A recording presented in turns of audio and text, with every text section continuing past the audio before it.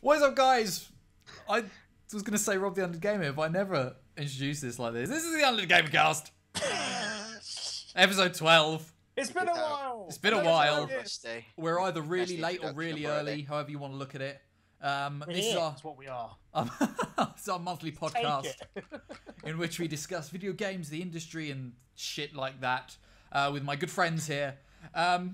Apologies, huge apologies for the lack of podcast that was the last 2 months. We haven't had one since May, I don't think, have we? We did the pre E3 and then didn't get our shit together for post yeah, E3. so that was July. Pre E3 was May, I believe. So yes, apologies entirely for that. Obviously, we were meant to do a post E3 and discuss our stuff, but the time's kind of gone now. And Do you want me to sum it up now? we could. It was amazing. Fallout 4. That's all we need to know. TLDR. It's all right. But yeah, so I mean, we can if you want. I don't mind. But no, it literally, it's all right. Shenmue's a bit dodgy. Shenmue's a bit yeah. It was a good E3. I love the fact that you sat down with us in our. We've got like a little Facebook messaging group where we coordinate the podcast, and Naz was just like, "Here's a list of things you want to watch." I named it. I called E3. Naz, the master of the agenda. So yes, this is our monthly podcast, as we just said, which you listen to about gaming and such. And joining us on this welcome back. Obviously, there's been stuff happening in our lives, and summer's been real busy, and we've been working and playing games and stuff. So we apologise, but we're back, and hopefully back to a slightly more regular monthly schedule. Anyway, so joining us for his year anniversary is Mr. Singularity Josh. Whoop, whoop. I'm surprised you even had me on this many times, if I'm completely honest with you now. Well, we tried to get rid of you, but... Because did I join like post E3 or did I join the one after E3? I think it was post E3. Yeah, that was my first UndeadGamingCast. Yeah. And then I just kind of kept on coming back, and then stuff. Yeah, like a bad smell. Yeah. Do you know what? I had that in my mind as something to say. Oh, Naz. I've got it in my mind and nose. No, I was very kind. But so we love having you back. So thank you for staying with us, Josh. It's been an absolute pleasure having you. And welcoming once again back Mr. Minty Lamb, who's become an awesome addition to our podcast since January this year. Hello. How are you? Not too bad. I'm not going to ask you how you are because you always get the arse on if I do that. So I'm fine. Let's leave it there.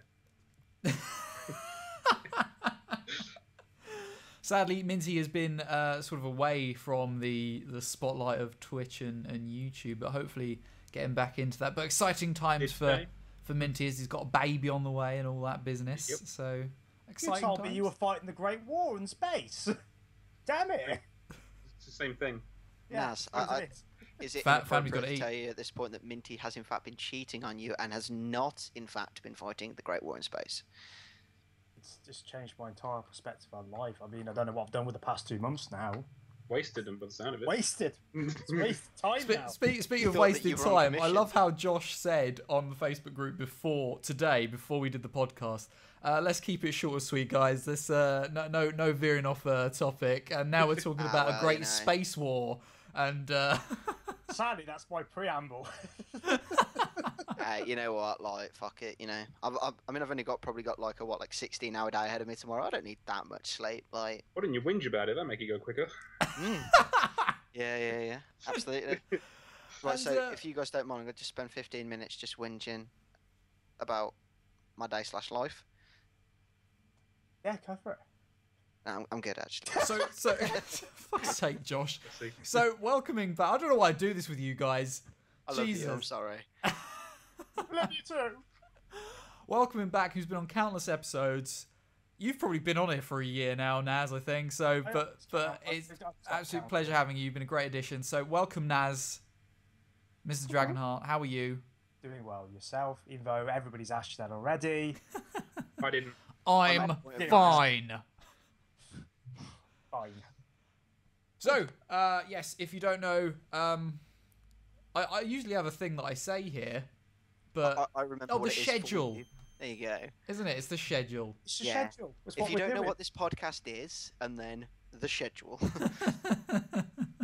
Right, I've explained it's a monthly one. I've explained this about a video game. So, it's a rundown of the schedule of what we sort of get up to and what we sort of do for the podcast. So, we generally start things off by the introduction, like we've just done, and then we sort of move into swiftly and firmly into what we've been up to and playing this month in game, and then we sort of move into our main news topic or topics for this episode, and we swiftly move into new releases. So, whoever's going to do that today, be ready for that. So, I suppose without further ado, Naz, what have you been up to? What have you been playing since, I suppose, the last podcast? I've got loads of games. I don't think I should go first. I think I should go last, because then you can cut me off.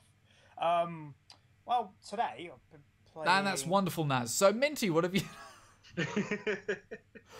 I'm joking, carry on. His face. I love that. Oh, God. Someone set the timer. Right. Today I've been playing Volume and Beyond Eyes. I'm going to start off with those two, because those are nice and easy, because they're still fresh in my mind. So Volume, if you don't know, is the new game by Mike Biffle, who did Thomas Was Alone. And it's basically a stealth game. It kind of takes like an interpretation of the Robin Hood tale, but kind of like jazzes it up and all the rest of it. It's really good. It's a lot of fun. It's a lot of cool fun. It does that stealth thing of like, you hide, and if you get caught, you can't fight back because it's a non-lethal type of stealthy person you're being. But it never feels like you can't get away, like escape. It's sort of quite forgiving. Like the checkpoints are really nicely spaced out and whatever, and you get a few little tools you can pick up and play to your advantage. But it's really good. I really like it. I'm trying not to rush through it though. I have already got the achievement for getting 25% of the main story done, and I know you can customize it and stuff like that afterwards, but I'm kind of trying to slow down and pace myself a bit. So Customize it, how so? You can alter you can make your own levels basically. Basically, Okay. there's like a level builder type thing you Level can do. editor. You could alter some of the previous levels and make them harder or easier. I don't know why you'd make them easier. You'd probably make them harder. Surely you would.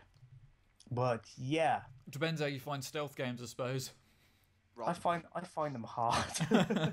I find them hard, which is why I like Metal Gear, because you can fight back quite severely with big weapons. Yeah, Rob, how does that going? Metal Gear? So check out our Drunk Zeros series. Me and Josh play Just Metal watch the Gear first Solid episode, Ground guys. You Zeroes. don't need to watch anymore. With you just don't need to watch alcohol. anymore. Do well there, don't you? Have you seen it, Naz? Yeah, I have. Yeah, I'm sorry. That's fine. words. It's fine. I did an entire run of it where I just like shot around and was completely and utterly loud. It's great. That's the nice thing about those games. Oh, I'm so excited! It's 2 weeks' time. God, Yeah, Metal Gear Solid 5. I've got to put a lid on it. But Definitely be something to talk about in the next podcast. yes, I'll definitely go last that time, because I will be gushing. So what platform are you playing Thomas Is Alone on? Volume. PS4. I'm playing it on. Okay. Yeah, it's fine. It's not visually outstanding. I'm not going to even pretend that. It's very basic in the way it looks, but the level of complexity in the gameplay and stuff like that, are sort of like, you know, give it a buy. It's kind of, I suppose it's kind of artsy, I suppose, but it's just good fun. Is it stylistic rather than flashy? Yeah, stylistic's a good word. Like there's early in the game, you have to learn how to use sound, because it does that portal thing of like, we'll teach you little bits as you go along. Before you know it, you'll be doing stuff right at the end of the game that you never thought were possible.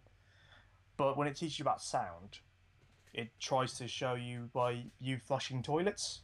And the toilets of the game are just like diamonds, like diamond-shaped things that look just like the basic shape of a toilet. And you're looking down on top of it, so you kind of go, suppose I can let my imagination think that that's a toilet. But I suppose sometimes, it doesn't... Games really don't need to be flashy or look at these amazing graphics.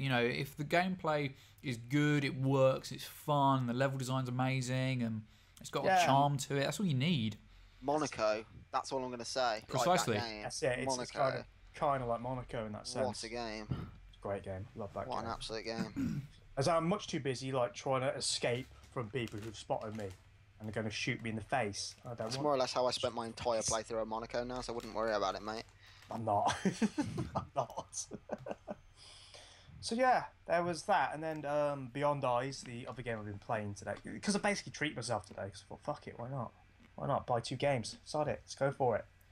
So Beyond Eyes is basically you play the role of Ray, who is a blind girl, and you are looking for your cat friend. There's a bit of. I've only done this sort of the opening to it, but I've seen a bit more of it further on. Oh, I know this. Yeah.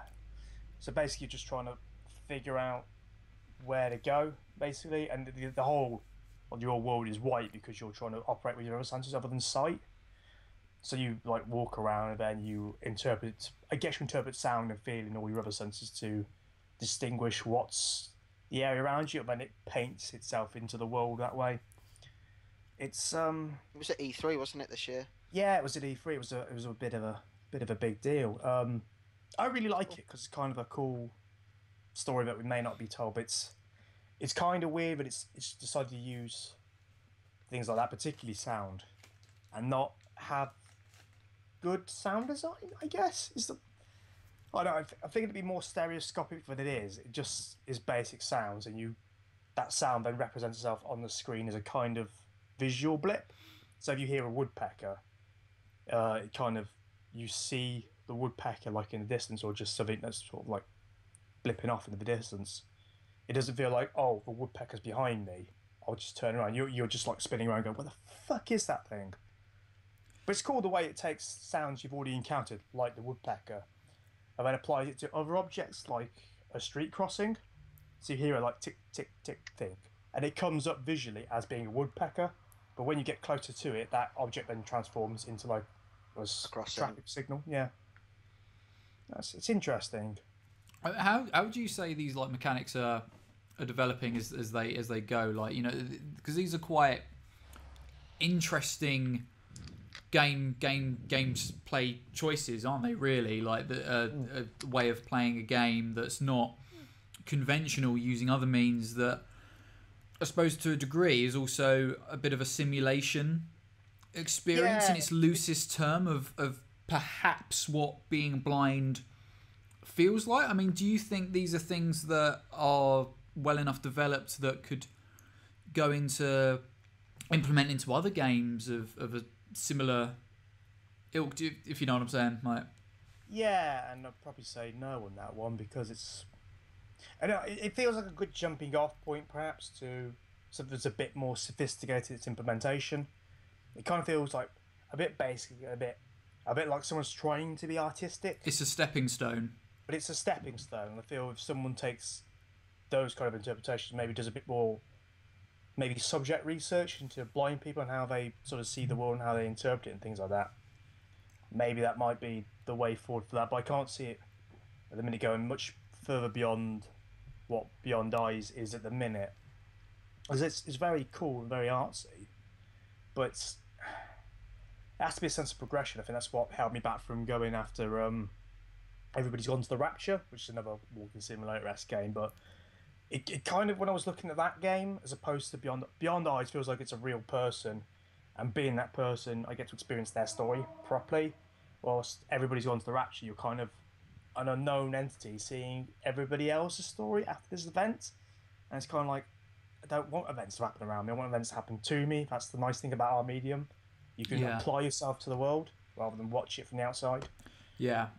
I suppose, to a degree, it might come under flack for being of a similar ilk to games like Gone Home or Dear Esther and things like that, where people have argued they're less of a video game, more of, I don't know, like an interactive film. Yeah, almost. like an interactive experience, or this something. is all stuff we're going to touch upon later on the podcast, because we're going to be talking about games and films and films and games and stuff like that, and it's all going to come underneath that banner. I just thought, spoiler alert.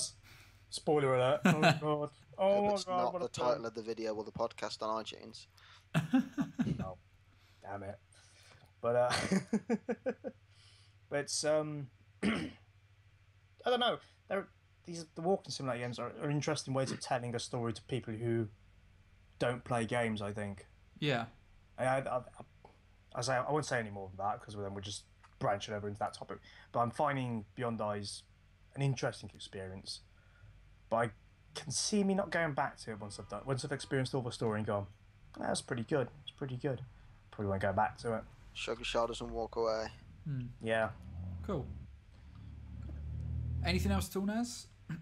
Loads of stuff, but I think it might be a good idea to let other people have a shot. Okay, no worries.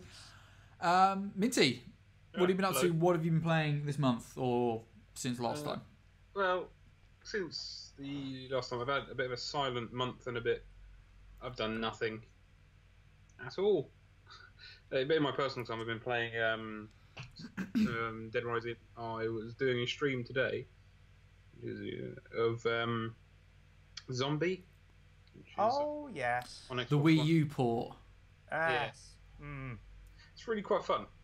You can see it's still it's a very dark game, as in visually it's quite dark. Yeah. As a storyline wise, but it is quite a fun game. Just going around smacking zombies in the face with a cricket bat, as you do. I'm not that far into it. I've only been playing it for a couple of hours, so I've only really just started to breach into the storyline, I think. But it's all set in London and going in London Underground as well as a bit into the city. Buckingham Palace on it at the moment, so because when you're doing a London-based game, you have to visit all the sites. Got to see the sights, do the tour. That's how you get the money. They talk about the Queen quite a lot, which is always nice. Got to get them tax breaks. Other than that, not really been playing any games. So just Zombie and Dead Rising. Because I love my survival stuff, just in case you haven't noticed. How does Zombie compare to something like either Dead Rising or Dying Light? Because obviously that was... I mean, I've still not managed to play that, but I was quite impressed watching your streams, watching you play it. It's kind of like a not as good version. It's not as fast paced. There's less zombies. I haven't found any weapon crafting system yet, but there is the option to when you're going around in the game, you pick up gun upgrades to increase like fire rates, magazine capacity, and stuff like that. So you can pick them up and you can add them to different guns. There's about 4 different guns I think you can have in the game: pistol, carbine, shotgun, and SMG. Or different gun types. I don't know if there'll be different guns in there, but so there is a little bit of a modding thing. It's not like the free running you get in Dying Light, or it's not as fast paced, like I said, with as Dead Island. Is it linear? Yeah, it's very very much linear. You can only go on the paths that are there, as opposed to in the other ones. Obviously, you've got free roaming within the constraints of the city. What I heard the big selling point of that game was certainly on the Wii U, was if your friends were playing it and they died in the game, they then appear in your game as a zombie. All right. And if you could kill them, you could find all their gear. But they took all of that out. But I think they've kept Bearing in mind, more people own an Xbox One and a PS4 than a fucking Wii U. That would seem like the last gameplay mechanic you would remove. They kept the one in where if you die, you can find yourself and your gear. I'm not sure if that's alive or not, but yeah, I'm guessing. What is it? 15 quid? Yeah, 12 pounds. Saying it's on sale on Xbox One at the minute. Yeah, but I imagine they must have made. I imagine they're just sort of like testing the waters for Zombie 2. Whatever they're going to call it. I keep trying to put a U on the end. Zombie U. As long as they don't sell it for full retail price, because obviously it is just a Wii U port.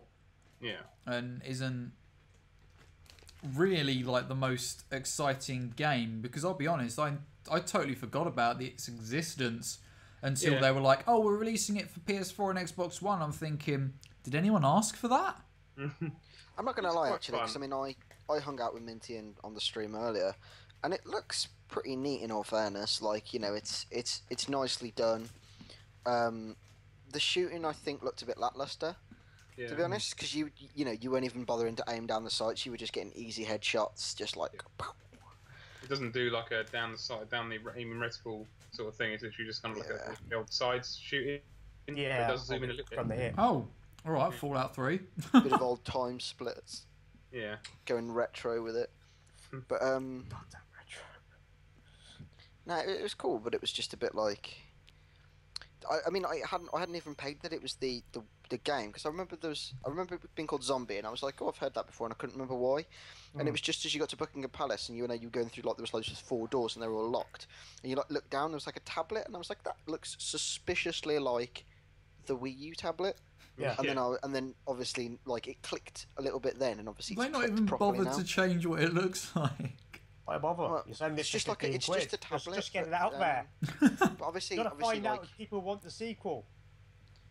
obviously there's he uses a tablet, and that's how they blag it in the Wii U. So I guess that they have the same.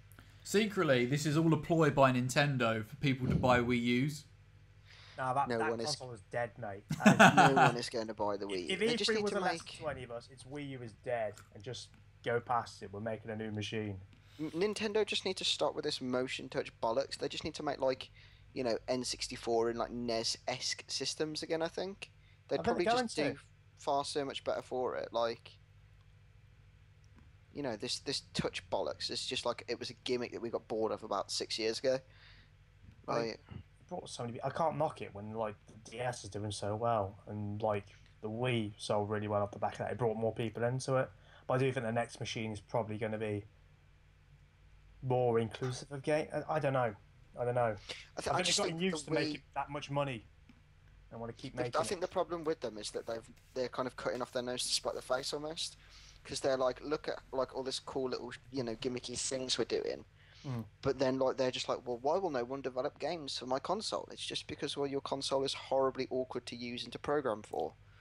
Just make a normal console. Like you can still have Mario Kart. Like you can still have like a touch element. I mean, like PS4 still got a touch element. The Xbox has got a touch element or whatever. Like you can still. The technology is there for it to be inclusive now. It doesn't need to be. It doesn't all need to be motion sensor. The main don't issue think is, they I think, with the Wii U, and I don't personally want to go too much into it because we have sort of briefly spoken about the Wii U, I think, but I think we could spend the entire podcast talking about the Wii U and its flaws and strengths and whatnot. I don't think really that there's anything wrong with the console. As it is, obviously the Wii did very, very well, and it's kind of hard to match that again. And generally, I don't think they would have. It was the way they marketed it and the way they put themselves behind it. I mean, Wii look at the U, name. it was confusing people. People Really thought, is it just a tablet or what's going on with it? Also, what I think they needed to do is when they release it with a load of games people want to play and say, this is what we plan to release in the next 2 years. So it's worth buying. I think what would be really nice if they made a machine that they could then put peripherals on. I think that was the Wii U's main fault. If they did just say, it's for the Wii, it's a tablet, and basically you can play all the old games on there because we've got a big fuck-off store full of old games, and you can play them on this tablet, and it's brilliant. But I think they just missed that step, so I don't know what NX is going to be, but it's going to have to be good, isn't it? Yeah, I'm Hopefully. kind of hoping they go back a little bit. Like, I hope they go back to move forward with it, if that makes sense. Yeah, Like, yeah, I think they will do. And actually join next generation properly, because Nintendo are a heritage company and they do make some. I mean, as much as we do bash them on the podcast, because we do quite regularly give them a good old Roger in, but like you You're not can't defending them deny. enough. I know, but the rest of us hammer on. But everyone loves Mario and Zelda and all these kinds of games, so it'd be nice to actually see like ones that are a bit more accessible to like regular audiences, because the setup in terms of control and interface are kind of a bit more a bit different now. Yeah. I think the market's different. That's just it. It just needs to release with some heavy hitters. Yeah. And something different to do with their branding and then their games. Like, to say if the Wii U had released with obviously a typical Mario game, maybe this is when they announced the open world Zelda game to be released on release of the console, and maybe that Star Fox game Without a shadow of a doubt, it's sort of like that. Oh, Nintendo skeptic over here. No, I don't see them doing that. I see them putting a. I can see that the Wii U Zelda becoming an NX opener. He's going to do that Twilight Princess thing of like coming out when that comes out, and they're going to be available on both systems. So then people can stop whinging like they did at E3. But I don't know. There's one time that us gamers like to whinge at E3. Don't worry, Nas. It wasn't exclusive to Nintendo. Everyone was herping and derping around E3. It was a bit of a herby derby time, but it was. I don't know.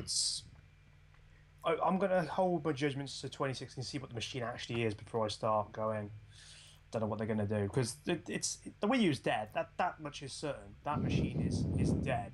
There's no point. 100% agree. Worried about it now because they're not doing the thing they did with the Wii, where they're going have a load of old games. We're gonna put them on the store. We're gonna give you a ridiculous pricing system for them, but have them. It's just like great. I'll play them all. Did Nintendo operate on Disney dollars, or was the pricing of the old games just astronomical? It was like Wii points or whatever it was. Yeah, like Disney dollars. Yeah, okay.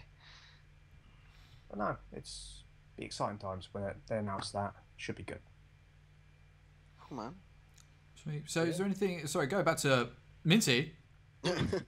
Anything else you've been playing, buddy? No. Game-wise, that's it. Other than laughing, so I'm getting ready for that. With you two motherfuckers. Not you, Tom. You're not invited. It's fine. It's fine. Okay, so moving on. Josh, what have you been up to? What have you been playing? It's not because I've taken hiatus from my channel, but simply because I haven't actually played anything since because I started a full-time job and it's just been like insane. But I was playing Fallout for a little while, and then I made my vlog kind of updating you guys saying content's going to slow down, and then it just stopped. But basically since that Fallout video, which was like a month ago, I've not really played my Xbox. I downloaded Metro because we're going to this post-apocalyptic LARP, and I'm going to wait until after we've gone, and I'm going to download Metro Last Light, which is actually the one I wanted to play. It sounds daft. Like I thought there was a few things, like I've started out Metro, but it seems a bit clunky, and with Metro Last Light I remember seeing some really cool things, like, you know, there's like a darkened area and it's like full of bandits, and there's like somebody like cooking with like a pot over like a bonfire, and if you like shoot the pot, you can like knock the pot over, and then like people will investigate that and all that sort of stuff. That, like, you know, it just seemed a bit more survivally, if that makes sense. It's, you know, it kind of seemed, rather than like a linear kind of Russian Fallout, not a Fallout rip-off, because obviously Metro 2033 is a book, but do you know what I mean? It just kind of comes off as a Russian Fallout almost, but that's not like entirely open world. So no, the second one is much better than the first. I do really want to play Last Light though, so I'm going to wait until we go to this thing. I get paid the Friday after we get back. I'm going to renew my gold and I'm going to buy it, and I'm going to play the crap out of it. So you're playing Dead Rising. I don't really like Dead Rising. I don't like Dead Rising. In a shopping mall, you need to learn. You got to learn how to craft. I've got it, man. Wheelchairs. They're great, but my biggest issue is Pile that of shit. I don't particularly enjoy Japanese-made games. If I'm honest, I just find that the controls on them are just insanely awkward all the time. That's because you're racist. If the controls aren't insanely awkward, I believe the term, my friend, is a xenophobe. No, I totally get what you're saying. But like, I just find that they always put like weird buttons in weird places, or you kind of get like they get a bit cute with it. It's funny how like cultural things they're very in the controls. I mean, even their AAA titles still are very arcadey to me. If that makes sense, like they're very like put your quarter in and play. I'm trying to think at a minute. You shouldn't be doing that to your Xbox, Josh. That's probably why the last one broke. Yeah, probably, mate. Just slip in 5 keys. The Xbox is broke. I've got 350 and change. Brilliant. I banged it. And that last time it was working, I banged it. £5 fell out. It was awesome. Practically pays for itself. You can buy a Wii U with that. Not yet. Mate, no, they'd pay me £5 to have the Wii U's. They're like fucking giving them away. They will be when it's new NX. Just like, come on, just get rid of the stock. We need to fill it up full of NXs. But so yeah, like I think I'm gonna I played a little bit of 2033 in prep for LARP, but then full-time job plus like just prepping for LARP has annihilated my time. Making a jacket. Pardon? Making a jacket. Yeah, I made my jacket. I did that in like over the course of an evening / an afternoon, which was pretty good. It looks alright actually. I'm pleasantly surprised with the results. Good. But I'm sure that as a collective, Rob, maybe we'll talk a little bit about where we're going next weekend, possibly. I don't know if you want to keep it just on video games, but I was going to let you jump in on IR if you wanted to, but no, I don't mind at all. At the end of the day, it's still gaming related. I don't mind. Like, you know, I've always said as well, if people play board games that they enjoy, then you know. If you want to tell about your thing, I'll talk about Watch the Skies if we have time. Then. Yeah, sure. Just for that last bit of the 45. Yeah, I've got no problem with anyone talking about LARPing, board games, role play, like D&D or anything like that. You know. I'll just finish up real quick. The game that I have actually devoted the most time to is actually WoW. I've gone back to World of Warcraft. Is that because of the expansion? No, I just really fancied it.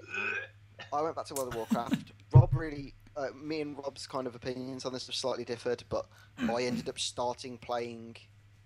I put it out earlier actually, Rob. We ended up started playing the same amount of time, but you just played for longer at that point, if that makes sense. So I played after Burning Crusade, but before Lich King, but I only played for about 2 months, and then I stopped, and then I went back again for about a month after Lich King, and then now again. Right. Okay. So like I've kind of gradually dealt with his changes, whereas you've just been thrown in and just gone. Well, yeah. But I'm kind of enjoying it. I'm playing. For those of you who hadn't guessed about the conversation on Twitter about 3 or 4 weeks ago, bears are my favourite animal. So I am living the living shit out of a Pandaren at the moment because they are cute as fuck. So I'm literally just like running around. They do look cool. I'm a Pandaren monk, so I'm literally a kung fu panda. It is the greatest thing. Like, it's awesome. I'm loving life. Alliance for the win. But yeah, so that's kind of where I'm at with video games. Playing the living shit out of WoW, and I've played a little bit of New Vegas and I've played a little bit of Metro, but I'm waiting for Last Light before I really start and buckle down with it. Yeah, that's me video games wise. Cool. So I'll briefly sort of talk, because obviously there's a lot of survival horror, or well, not survival horror, so survival, well, I suppose survival games in its broadest term going on, especially with Minty, Josh, and I suppose a little bit myself. Not too heavily myself though, sadly. But it's because this weekend, as of recording, you guys, well, we'll probably have already been by the time you guys get this in your ears and eyes.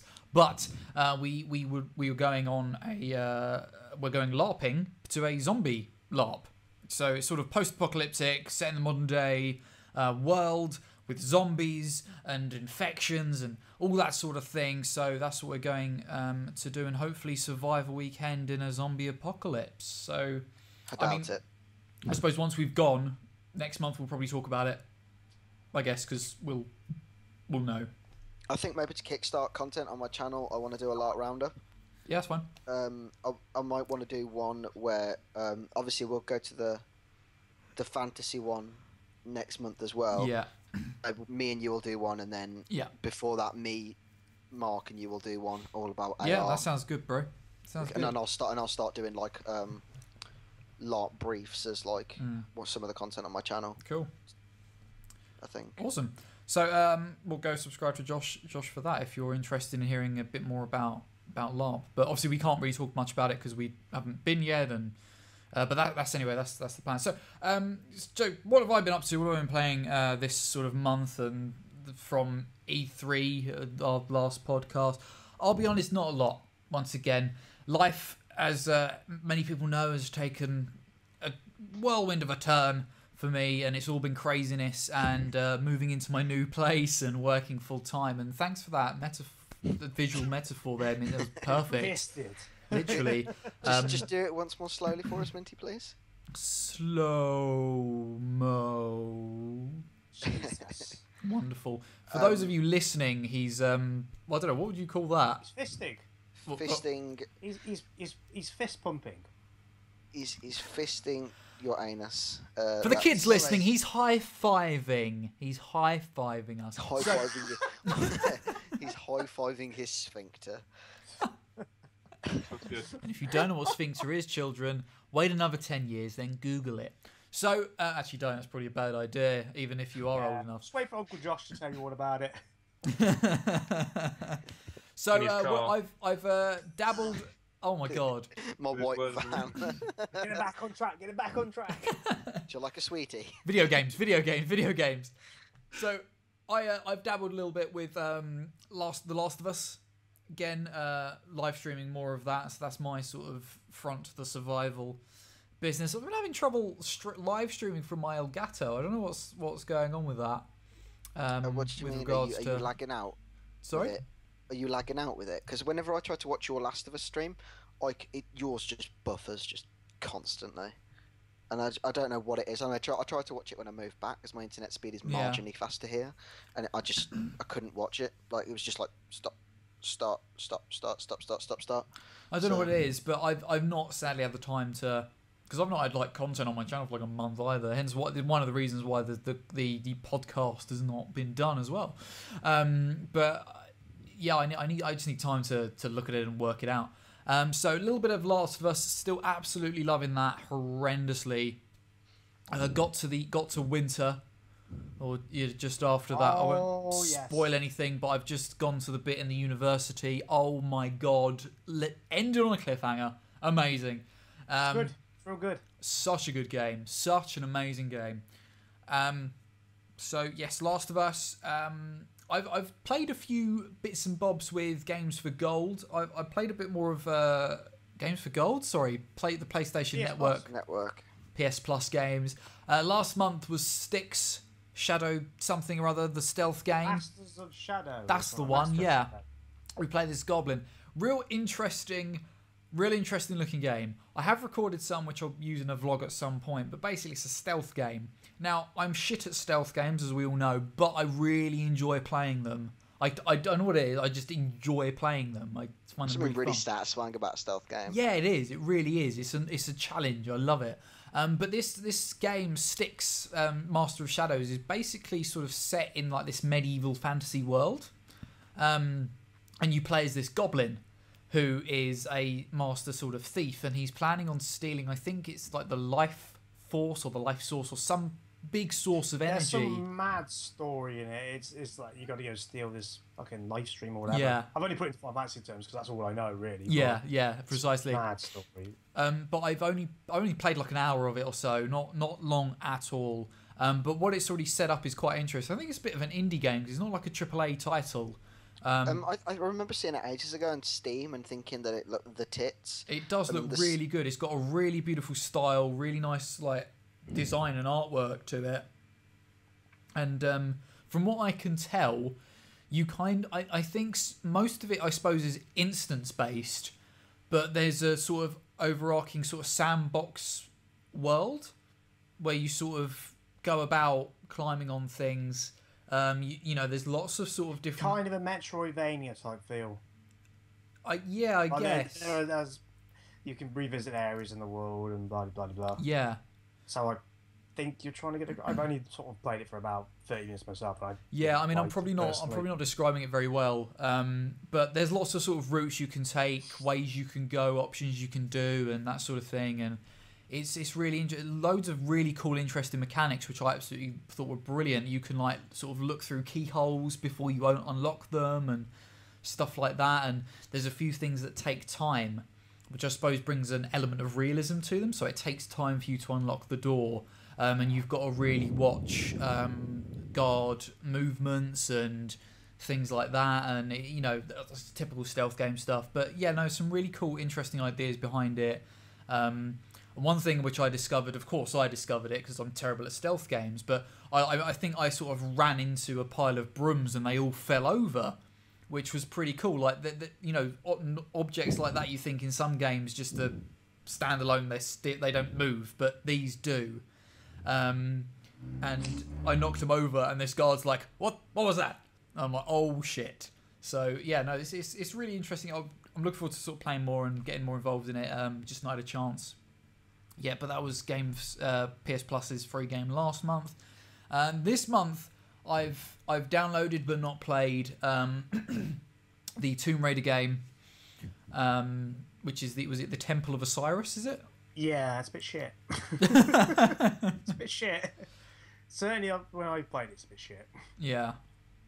But that's a bit of a, I don't know, how would you do, a bit of a sort of a dungeon crawly Diablo style look game. Co-op Diablo, and you work together with other people's abilities, and I mean, I played the first one. Yeah. I played the first one, and I just thought it was fucking awful. It's like one of those, like, it's like a top-down twin-stick shooter. Yeah. But still tries to be Tomb Raider with all the weird, like, jumping puzzles and stuff, and it just doesn't quite work. Doesn't quite work. Like, I mean, it's free, so I'm gonna give it a go. I've also downloaded it's free, it's fine. Just find 3 other friends to play it with. Yeah. Anyway, it works. I guess it's probably a bit more of a fun game to play with people. Yeah. But I've also downloaded Stealth Inc. 2. Sadly, not had a chance to play that, but that looks quite interesting. Almost like a Lemmings type game, I think, from what I can tell. But not played it, so I can't really say. But one game which I've definitely played from this month's PS Plus, and that's a game I've never had the chance to play, so it's the first time playing it, and that's Limbo. Oh. Yeah, sweet. Really enjoying that. I did some recording for that for a vlog last week, and yeah, no, it's a cracking little game. Obviously, everything people have said about it has been, quite true. It's got a beautiful style. It's very different looking. Some of the puzzles are quite enjoyable. But I did notice, though, after the first 15 minutes, there's this ridiculous difficulty spike, which hit me quite hard, as you can imagine. But yeah, no, it's really enjoyable. It's on the PS4 version, so yeah. I was sat there and I was watching you play it, well, on this vlog, and it was going so well that, and I'm sorry for this, but I genuinely was just like, this is borrowed footage. This isn't Rob playing. And then there was one point where you went to move a trap, and instead of grabbing the trap and moving it forward, you just died. And I was just like, nah, it's definitely Rob. Definitely normal. I'm glad people can tell it's my recorded content from looking at it and just seeing me fuck up. It was just such a stupid thing, and I was just like, you kind of like rocked yourself back and forth a bit, and you're waiting for him to put his hands on, and then you just like pushed your stick too fast, and he just ran over the trap, and you just died. And I was just like, yeah, that is 100% Rob. Like, no one else. I'm so glad. I love you. I'm sorry. It's part of my charm. So yeah, that's pretty much all of it. Obviously, on World of Warcraft, which I won't go too heavily into because I did a massive video of it this week. Just link your video, man. If people want to know, they can find it. Yeah, if people want to know my all-out opinions on it, then go ahead and watch that video, which has been quite popular actually, I'm really thankful for. So thank you for everyone who's watched it. It's really strange. It's like popular / unpopular. It had quite a couple of dislikes on it, but I'm guessing that's just the Blizz boys getting all rowdy about it. Blizz boys, is that a thing? No. It is now. Hang on the back of like fucking KFC or something like that. Going, hey, you playing the latest expansion of World of Warcraft yet, blood? Blizz no, boys. Mate, Blizz boys up in this. My subs run out, man. Go in there and give me some popcorn chicken, yeah? I'll bust you up. Bust you up, but yeah, no, I've if you want to know my full thoughts on that, go and watch the video. So there's some really awesome comments as well, some really varied comments, but nice comments, like debatable comments, not just like, oh, you're a dickhead, you don't know what you're talking about. Everyone's been really constructive with it, because I suppose that's how I tried to make the video. But basically, long and short of it, I didn't enjoy it. I've not played World of Warcraft for about 4 years now, and going back to it, for me, so much has changed to the point where all the things I really loved and enjoyed about the game aren't there anymore. And to me, that really sucks, and I just don't enjoy it, so I'm not going to play it. It's alright. Seems fair. Could walk away. Exactly. So yes, that's it. We're done. I suppose we could insert break here, couldn't we? Can do. Yeah, that was quite a long intro if you want to. Yeah. Okay. So what we'll do, guys, is we'll have a little intermissional break. I'm not sure how long, but basically what you'll be having next is a little segment from us by Mr. Singularity Josh. And I can assure you the gameplay you will see if you're watching on the YouTube VOD is his own. So enjoy. And we'll be... It's probably not. Disclaimer, he's lying. Is it going to be we'll from the first episode of Drunk Zeros? Because that's you, and that was dreadful. No word of a lie.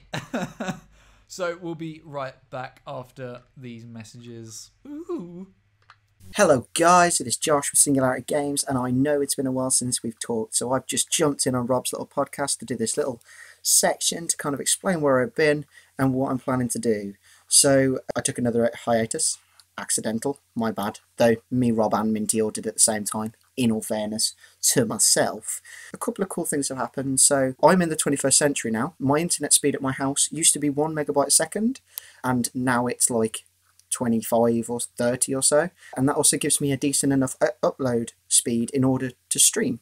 So hopefully, pending, I'm going to be running a couple of test streams, and then hopefully I'll be able to get on a regular streaming schedule, and I'll be able to run some streams, which would be cool because that means I get to talk to you on a one-to-one basis, and I'm not just waiting on comments and stuff. In other news, in terms of me coming up with the 21st century, my Xbox, which is on my last legs, is now gone. So sadly, Resident Evil is probably not going to continue. However, I do have something brand new and shiny. I've joined the next generation with a PlayStation 4. So look out for that. I'm going to be posting some videos of some little bits and pieces, possibly some Rocket League, or I don't know, maybe some Last of Us or something. Maybe I need to work that out. Whether that's solo or whether that's with Rob, that's a different matter. But until next time, guys, I've been Josh Singularity Games. Thanks for everything, and this is Josh signing off. And welcome back to part 2, or the next part, or the sequel, if you will, of episode 12. After the initial interval thing, whatever you fucking heard, whatever Josh did, that crock of shit. Yeah, I hope you enjoyed it, because that's as good as we're getting. Sorry, can you upload these just two episodes and call this one, like, part 2, like some really shit sequel title, like Undead Vengeance or something. Like some like Metal Gear Rising type that we just merging with Undeadrance. Undeadrance. Undeadrance. Metal Gear podcast Undeadrance. Undeadrance. Wonderful. Deader than ever before. He's back and more undeader than you can ever see him before. Oh dear. Slightly decomposing. And spiraling out of control. So obviously before the little break we had, you heard us what we were sort of up to and what we were playing this month. But now is time. Now is time for the main topic of today's podcast. This month is a topic that I think especially Minty has been wanting to talk about for a damn long time. I think ever since you started on the podcast, I think you've wanted to talk about this.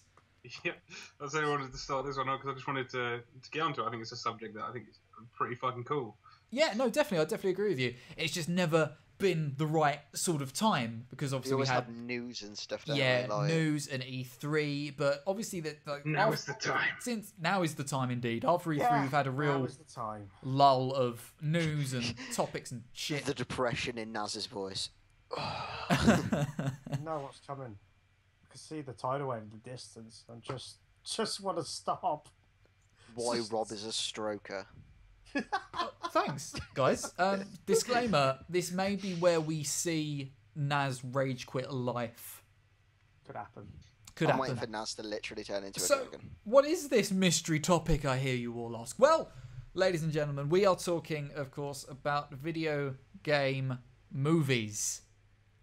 Movies that have been made and adapted from video games. Now, this is obviously a topic that a lot of gamers get very passionate about and heated about, and that's probably what you're going to see today, because it's something that is just never ever done right, and there's always something wrong with it. So, let's just get into it. Who wants to step forth and onto the podium and spout their business? I'll start. Super Mario Brothers the movie. Yay! Oh, bollocks. Absolute bollocks. I've not seen it. What? I've seen it once. It's awful. You gotta It's see it. terrible. If I did, I saw it when I was very young Shit. and don't remember that Rob, shit. on a scale of 1 to Sword of the Valiant, it's probably up there with Sword of the Valiant for like. Oh my god! Best, Right, worst this is film it. ever For those made. that don't know, I'm just gonna briefly pause here. For those that don't know, I think it's still on Netflix, and if it is, oh my god, Hope go so. and watch it because it's the best film I have I'm gonna have a look now. I ever wanna see if it's seen. on there. I think it was in 1978, I think. Sword of the Sean Valiant. Connery. It's a fantasy film with Sean Connery in it. It is probably the most amazing film I've ever seen. Doesn't make sense. You just go and Sean watch it. Connery's Go and in watch it. The horse is- He'd still be doing the same fucking voice. Spoiler. I'm a Russian general on this submarine down here. Don't ask about the Scottish accent. Just do it. Spoiler alert. If you're gonna watch it, just look out for the horse's arse. That's all I'm gonna say. Rob knows. Too soon, man. Too soon. Terrible. Just go and watch. I'll even accept it if you pause this and go and watch it. Like, just do it. Most amazing hour and a half of your life. I mean, what you could also do with an hour and a half is drag your balls over broken glass. Or watch the Super Mario Go movie. get bitten by rabid dogs. Poke your eyes out with rusty screwdrivers. All valid things. I think those are probably about the same level as watching Sword of the Valiant. It's great, but it's fucking awful. Yeah, it's still there as well. Wonderful. Still So there. go watch it. But Naz, back sorry, on. hang on. Wait, Naz, what is it rated as for you on your Netflix? Because it's obviously 2 stars. 2 stars, mate. We got. How is it Oh, it's two gone up. stars? Ours was, no, it's because it's a curation service. It rates personally to you. Ours was Ah. half a star, and we were just like, "What's the worst film on here?" That one. It's because probably I gave like Basketball 4 stars because it's shit. It's Basketball, but it's all right actually. Is it up there with Shaolin Soccer? Oh my god. Oh fuck. Shit, man. Going on to different movies now. So Yeah. amazing. Super Right, Mario so Super yes, Mario. back to Fantastic. video game films. So Super Mario. It's fucking awful. Oh god. What could go wrong with an Italian plumber who kills toadstools and goes after a big dinosaur turtle thing to save a princess? How can you mess that up in a film? Imagine if the makers of Call of Duty did Mario. From the makers of Call of Duty. Comes Super Mario. What? Yeah, so, like- Takes on Dennis fucking Hopper. Yes. What? Yes. Why? Excellent. Oh god almighty. Dennis And it's Hopper, like what else do you need? what? Because Dennis Hopper. What else could you possibly need? It's fantastic. Oh god, they got John Leguizamo in there, who's famous for doing a voice on Ice Age. Bob Hoskins. Bob Plays Hoskins. You would have thought like Fantastic. it's so awful. It's awful. It's awful. It's just like, oh, Mario, it's really colourful and bright and, you know, it's fun. Let's just drain all the colour, set in some kind of techno dystopia. Oh, well, let's call him Mario Mario. Why not? Mario and Luigi Mario. The Mario brothers. The actual Mario brothers. Right. Well, Fuck. I just googled it real quick. One of the images that is it's Mario and Luigi in their plumber's overalls with their mustaches with RPGs. Yeah. Yeah. That's the thing. Yeah. That's the thing. What's up with that? Oh, shit. I think it was a fantastic film. It is a fantastic film. Best film ever made. I don't know what everyone complains about. I think it sticks so truthfully to the source material. Fucking hell. I forgot what the plot was of it, but it was... Oh. But how can you forget the plot now? It's the plot of every Mario game ever. Princess gets stolen by Bowser. Mario traverses some bullshit in order to get her back, just for her to get lost and kidnapped again 5 minutes later, because Mario's security system is absolutely fucking awful. What? That's the best Luigi description likes a girl. of a Mario game I've ever heard in my life. You need to edit the Mario page on Wikipedia. I might do actually. Basic plot synopsis. Synopsis. Mario does shit. Mario lacks home security. Oh, God. Peach is a kidnap victim. Had you ever thought that just like Peach never wanted to be with that loser Mario anyway, and Yeah, she Bowser probably was wants to just be way with better, Bowser. and he Bit of owns like. lizard, didn't she? That's what it is. There are enough images on the internet to assert that point of view quite. She wants some But, you know, I'm guessing like Oh, this got dark. if Mario and Bowser are actual people, like Mario would be that little dweeb, like on the bleachers who eats his lunch on his own, and Bowser would own a Trans Am. Well, no, apparently not. If they were actual people, one of them would be Bob Hoskins. The other would be Dennis Hopper. Yeah. I Apparently, guess. because of the reason. I mean, let's face it Even now. Bob Who would you Hoskins said rather that was be the with? worst film he ever worked on. Even he said that was the worst film he ever worked on. Gigantic castle, big shell, lizards, minions, badassery. I'd rather be Bowser. Mm. Am I right? I'm pretty sure I heard this somewhere. That they did most of their scenes drunk Yes. Yeah, they have because to. fuck it, why not? That was a real thing. Yeah, that's genuine. That's a genuine thing. It happened. Do you know, like, So down to it, what is it that makes this film shit? It absolutely no They credence is paid to the source material. Not one bit of blind notice is paid to the source material. Yeah. And the fact that they made it in the first place is probably what makes it shit. Yeah. It's really, really dreadful. See, I want to know whether the filmmakers went to Nintendo first, were just like, I would like to buy the film rights to Mario to make a movie, or if they took the script, handed it to the Nintendo press team, and were just like, give this a read. We want to make I mean, this you're movie. talking the same era of Nintendo who like gave the Philips CDI free games to do for Zelda.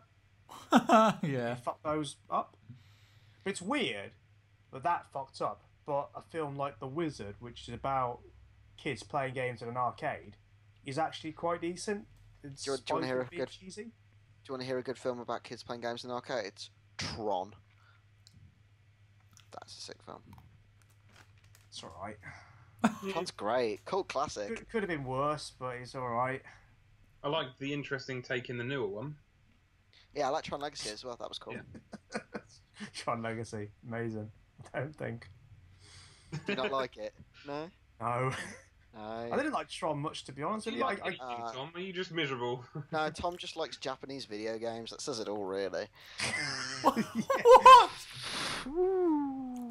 fucking douche. Bam. Oh, Did you just God. call me Fam Naz? Oh my god. No, bam. I didn't call you bam. No, I've not got the cheeky Nando's persona on today. Not Yeah, not with the not rolling with the Blizz boys. Not rolling with the Blizz boys, bruv.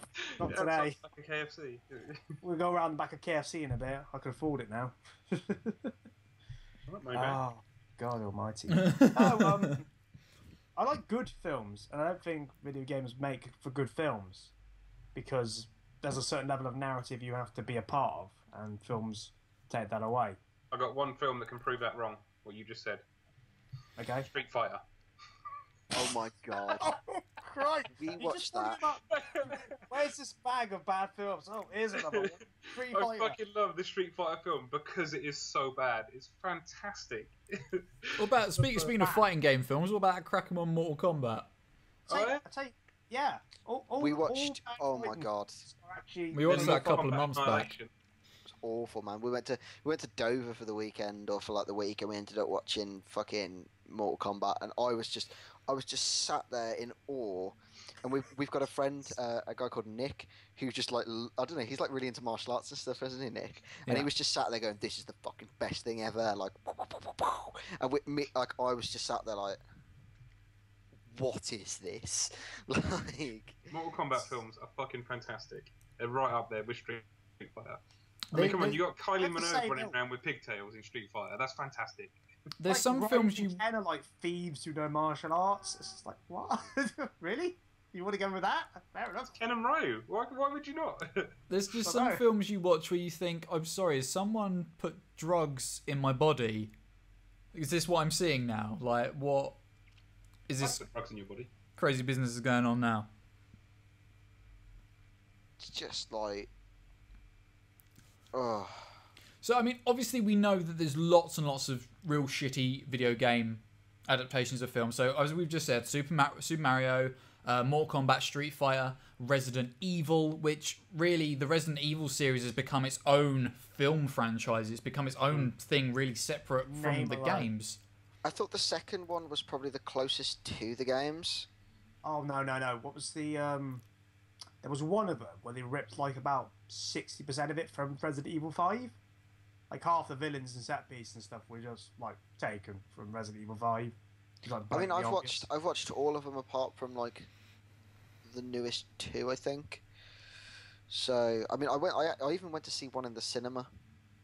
What? Twice. What? You did what? Twice. Are you feeling all right? I think it was. Is the one called? What was it? It was. I think it was. No. So what happened was basically like, this was like when I was like 15 or whatever, and like me and the girl I was seeing at the time like quite liked them because they were just something to watch, and I had an afternoon to kill with one of my friends, and he was like, "Do you want to go see Resident Evil?" And I was just like, "Well, I'm going later with like this girl," and I was like, not the same day. Yep, so I did. So I went in the afternoon, I watched it once, and then I went back in the evening and watched it again. It was fully mediocre. There was only one time in my life that I had big hopes that a video game adaptation was actually going to be good, and that was Max Payne. And I recently watched through all the Max Payne cutscenes again, because they were on YouTube. Max Payne is actually pretty good. I quite like that film. It's just really stupid. It's just dumb. Like, it's just the rings of his back on tattoos, and he gives them drugs. Yeah. Yeah. Cool. It's a pretty good film. It's not a good video game film, but it's a good film. Some video game films are fairly decent standalone if you take them away from their game adaptations. Like Silent Hill isn't was okay. a bad film. It sort of did a lot better than what Konami have done recently with the franchise in terms of a game. Yeah. And kind of paid quite close attention to what it actually is. Yeah. So I'll give it that. But again, it's... But I mean, I suppose, am I right in thinking that expectations for video game films are we want to see what we experienced in the video game or the storyline of said video game with the characters portrayed correctly, the film? Yeah, but like let's kind of take this back to grassroots almost, because they've been making film adaptations of books longer than they've been making film adaptations of games. And if they can't get books right, and they've been doing them for 20 more years, what hope do we have? Like, all I'm gonna say, guys, is Eragon. Eragon. What the fuck? Best film adaptation ever made. I don't know what you're talking about, Josh. It's not just alone either. Like, obviously, there's Golden Compass, better known as Northern Lights, which is awful as well. There's several of them. Like, the only one that's ever really done any justice, in my honest, genuine opinion, is Peter Jackson's take on the Lord of the Rings, and not even his take on the Hobbit. I thought that did a disservice to the book. But well, he managed to carve it up into three, but I don't even know how. Because when he said initially it was going to be two parts, I thought, okay, I can see where the split could be. Naz, don't get me started. I will go on 4 hours. But Strongly disagree. No, Strongly disagree. The book is infinitely better than the film. It's one of my favourite books of all time, and just like that is true. They're kind of like the films aren't really. My argument is that the three Hobbit films shouldn't really be called The Hobbit. They're like, they're works of Tolkien, but they're not The Hobbit. Like, to me, The Hobbit is like, literally like, basically none of the first bit, none of the first film, more or less, and then a decent part of the second and a decent part of the third. Like, there's just so much bullshit going on in between that you just kind of lose the actual Hobbit in it. Strongly disagree.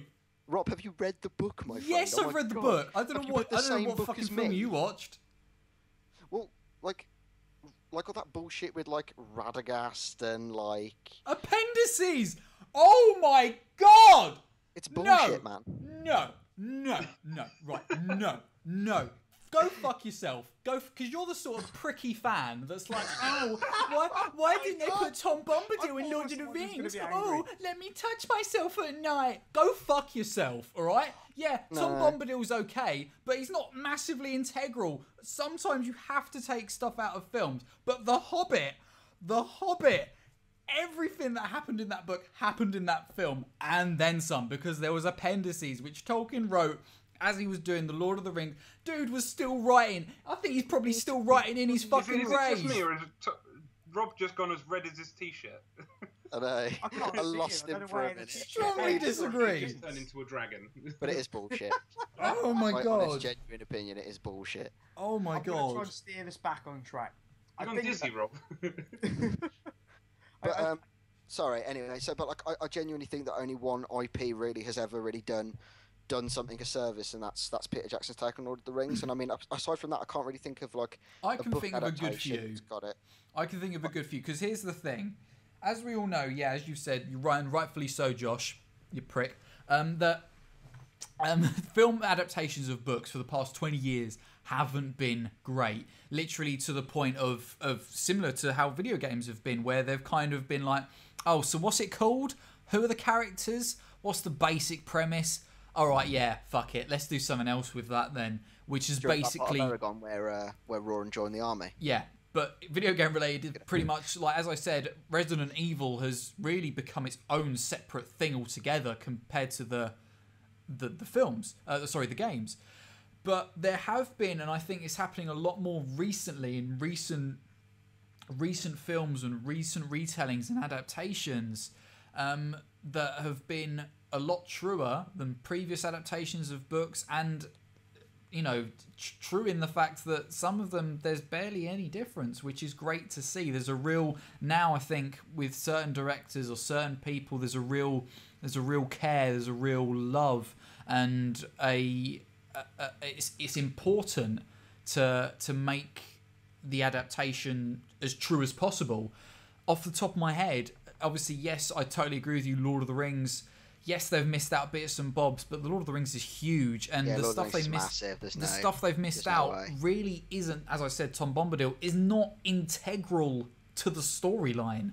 One of the best examples I'll give you, and it's of more recent years. Obviously, the Hunger Games has become a massive sort of new age phenomenon. The Hunger Games wasn't terrible. I saw the two, and this is my own personal opinion, but I saw the two films. Thanks, Minty. He's posting up messages, viewers, which you won't be able to see. So go, shut up, Minty. So I saw the two films, Hunger Games and Catching Fire, before I read the books. And it was that transition between Catching Fire and Mockingjay where I thought, well, let's read the trilogy. Let's read the books, hopefully before Mockingjay comes out. And I'll be honest, as I was reading through the books, obviously Hunger Games and Catching Fire especially, I was reading them thinking, I'm literally reading the film, and vice versa. The film is so close to the books, and I thought that was brilliant. Absolutely brilliant, to the point where certain lines are the same, and it's not gone far off. If they have changed things, they've been really minuscule to the point where it doesn't bother me. The changes in the film compared to the book, I mean, like, obviously there are some plot pieces that I noticed that I wasn't too keen on, but they're minor. They're minimal, really. Yeah, very minor. But the thing that I actually really liked is that most of the things that change are literally to make it into the medium of the film. Yeah. So when you read the book, like say in the first film, right? There's it's quite early on in the film, about halfway through, just after she gets into the arena, she drops a bee's nest, for want of a better word, on top of a bunch of the other people because they're like camped up trying to kill her. So she drops a bee's nest and then uses the opportunity to leg it. So in the book, you read the book and it's just like, they're called tracker jackers, those things? Yeah. Those bees? Yeah. So it's like, these are tracker jackers, like, they were like government experiments, they were developed for this, blah, blah, blah, they cause hallucinations, they're horrible, nasty shit, go. Thanks for reading out the Hunger Games first, Josh. But then in the film, what they did was that they took it away to the commentary of the Hunger Games, and they were like, those are tracker jackers, and then did the same thing. So it was more just for stylism to make it actually work, because she couldn't just sit there in the tree and just be like, those are Here's bees. a fun fact for you, kids. Yeah. Like, but that's stuff like, that transitions it well into the film, which is not a problem. I don't. And that was see that was it as a actually problem at something all. I really, really, really enjoyed about the Hunger Games movies. Yeah. So I thought that was a really good little touch. Definitely, but Jennifer Lawrence. It's that I think nowadays directors, especially, and writers, are really respecting the the book and the source material, which is heavily important, to the point where they're really as well. You know, some of them are really heavily being working with the authors themselves, like J.K. Rowling with Harry Potter's. I think they were amazing. You know, there was a few things they changed or left out, but again, wasn't integral to the plotline. For the most part, they were very true to the books and crafted a beautiful world. And J.K. Rowling obviously worked very closely with them. And I think this is one of the things that obviously we're seeing a lot nowadays, and this is one of the things that's definitely been missing with film adaptations of video games, is that we're not having that. We need the creative people, the creative minds behind said game to be coming in and helping and working with these directors, these writers, all of this. I think the problem is... maybe, but it's kind of... The point of adapting a book is so you can tell the story of people who don't want to read the book in a visual medium. Yeah. It is something so that your imagination no longer needs to go run wild and wonder what Hogwarts looks like. You have a visual representation of Hogwarts. Yeah. Video games are a visual medium, and we're improving tech and stuff like that to the point where we're not imagining graphics anymore. They're on the screen. You can actually see the story. It is kind of apples and oranges here, really, because it's kind of... In the case of books, you want to stay respectful to the source material and you want to tell that story and you want to be a part of that. Do you need to do that really with video games, though? Do you need to see the same story again? I mean, who are you really doing that story for? I think your argument is kind of not necessarily self-defeating, but there is a point that you might have just glanced over very quickly, whereas you're saying that, you know, movies of books, for want of a better part, are for people who can't be asked to read the book. So... that's kind of what you've just said. Whereas, like, yes, video games are a visual medium, but they require a degree of dexterity as well. But the other thing is, it's like, I think it's Dara O'Brien who makes a really good point. It's like, never have I spent... you get content denied. So if you're a little bit older, say, and you know, you're kind of just like new to it or whatever, and like you really, you know, you find the premise of some game like, I don't know, The Last of Us quite interesting, but you just can't, like, you don't have the dexterity to process it, or, you know, you just can't wrap your head around the controller, or, you know, because like something like that is kind of alien to lots of people. Yeah. I mean, not necessarily so much as kind of like, you know, 20s and like younger, where we were kind of like born with it almost in our hands. But for an older generation, like, you know, my mom wouldn't, you know, my mom's not particularly old. She's like 40 something, but she, you know, her picking up a controller, like, she wouldn't know what to do with it. So I mean, like, it kind of allows people to have the opportunity then of just doing the same as the book if they can't physically. It's allowing people to experience something that they wouldn't have necessarily been able to experience for whatever reason, I guess. But yeah, obviously, I totally agree with you, Naz. Like, you're getting it's a visual medium. It's an experience in of itself. And obviously, turning that into a film, you are going to lose a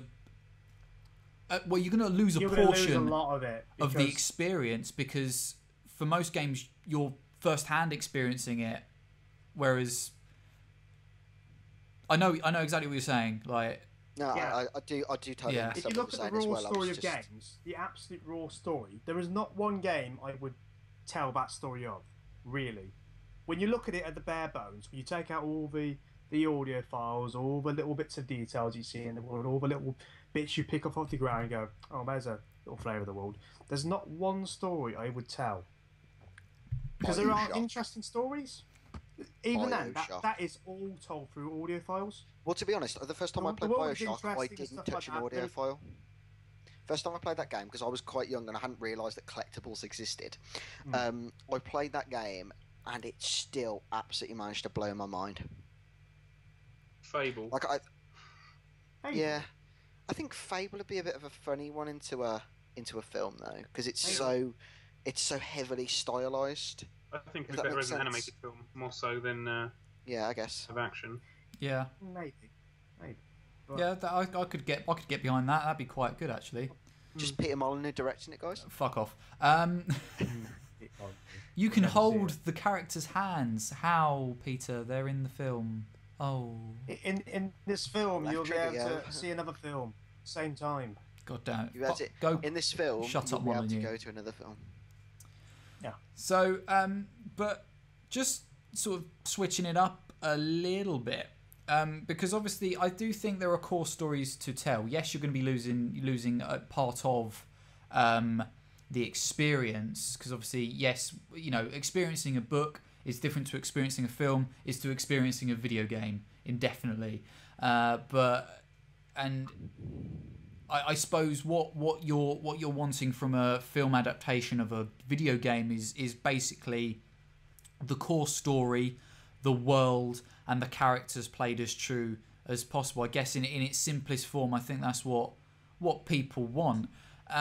But one definitely jumping off you, Josh, which I've always wanted to see ever since actually playing it, because like you, it absolutely blew me away, and still to this day remains one of my favourite games of all time, BioShock.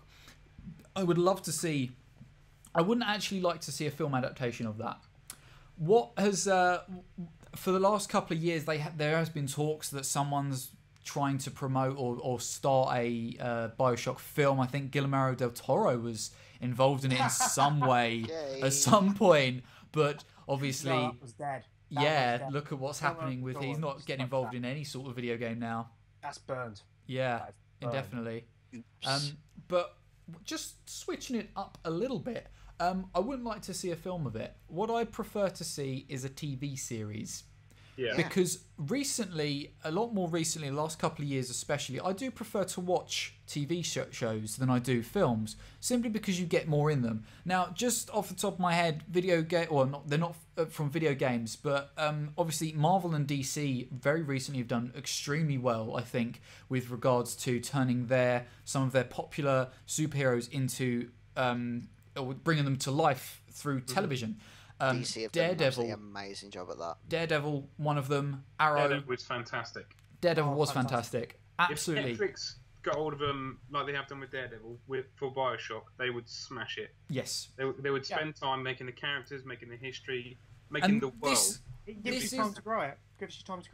This is one of the reasons why I enjoy TV shows a lot more. I mean, very recently, last couple of weeks, I watched Gotham, which went on to Netflix, which was absolutely, awesome. Once again, fucking blew me away. I mean, I can't say for certain how close, but from my knowledge, which isn't vast, of both Daredevil and Gotham and all that sort of thing, it's not a vast knowledge that I have of these worlds, but I've got a fair interest. So, to my knowledge, it does stick quite truthfully to the source material, and it's done very well, and it's very well adapted and it's giving represented. it all its own spin. I say what was great about Daredevil is they've captured the essence of that character, not necessarily he's blind, he can just see the round, but the fact that he gets beaten a lot. Yeah. He gets the shit kicked out of him on a regular basis. It felt both real. in the court, and as Daredevil. Yeah. And they just capture that so well. It just felt real. And this is the point. This is my point. Like with TV shows, you've got the opportunity to really, really develop not just the world, but the characters, the storylines, all of it. And it all just comes together just beautifully in 20 episode series, or even a 12 episode series, or, however long. But one of the reasons why I think TV shows are standing up stronger than films sometimes is because you've got time. Yeah. Yeah. Yeah, I mean, you get it over 12 hours, not an hour and a half. Break? Sorry, Naz? So what are your thoughts on something like Quantum Break, then, I guess? Given the fact that that's kind of part TV, part game. I've not played it, so I can't... Well, no, it's not out yet. They were talking a lot about it at Gamescom. Proves how much I know. I've not. Oh my god! I've embarrassed myself. E3, before the one just passed. So they're gonna do like a TV show where such and such will happen. I think it isn't about some dude who can stop time and stuff. So something will happen. They did something similar with that a couple of years ago. Anyone remember Is it Defiance? It was an MMO. It's still going. And that was a TV show as well. But what they were saying was that week-by-week episodes would change your gameplay experience depending on what happened in the episodes. Okay. Yeah, you can have 22-minute episodes of it. They've done some casting for it as well. There's some people that are from other things. Like there's one of the hobbits are in there from Lord of the Rings, and Iceman from X-Men is in it.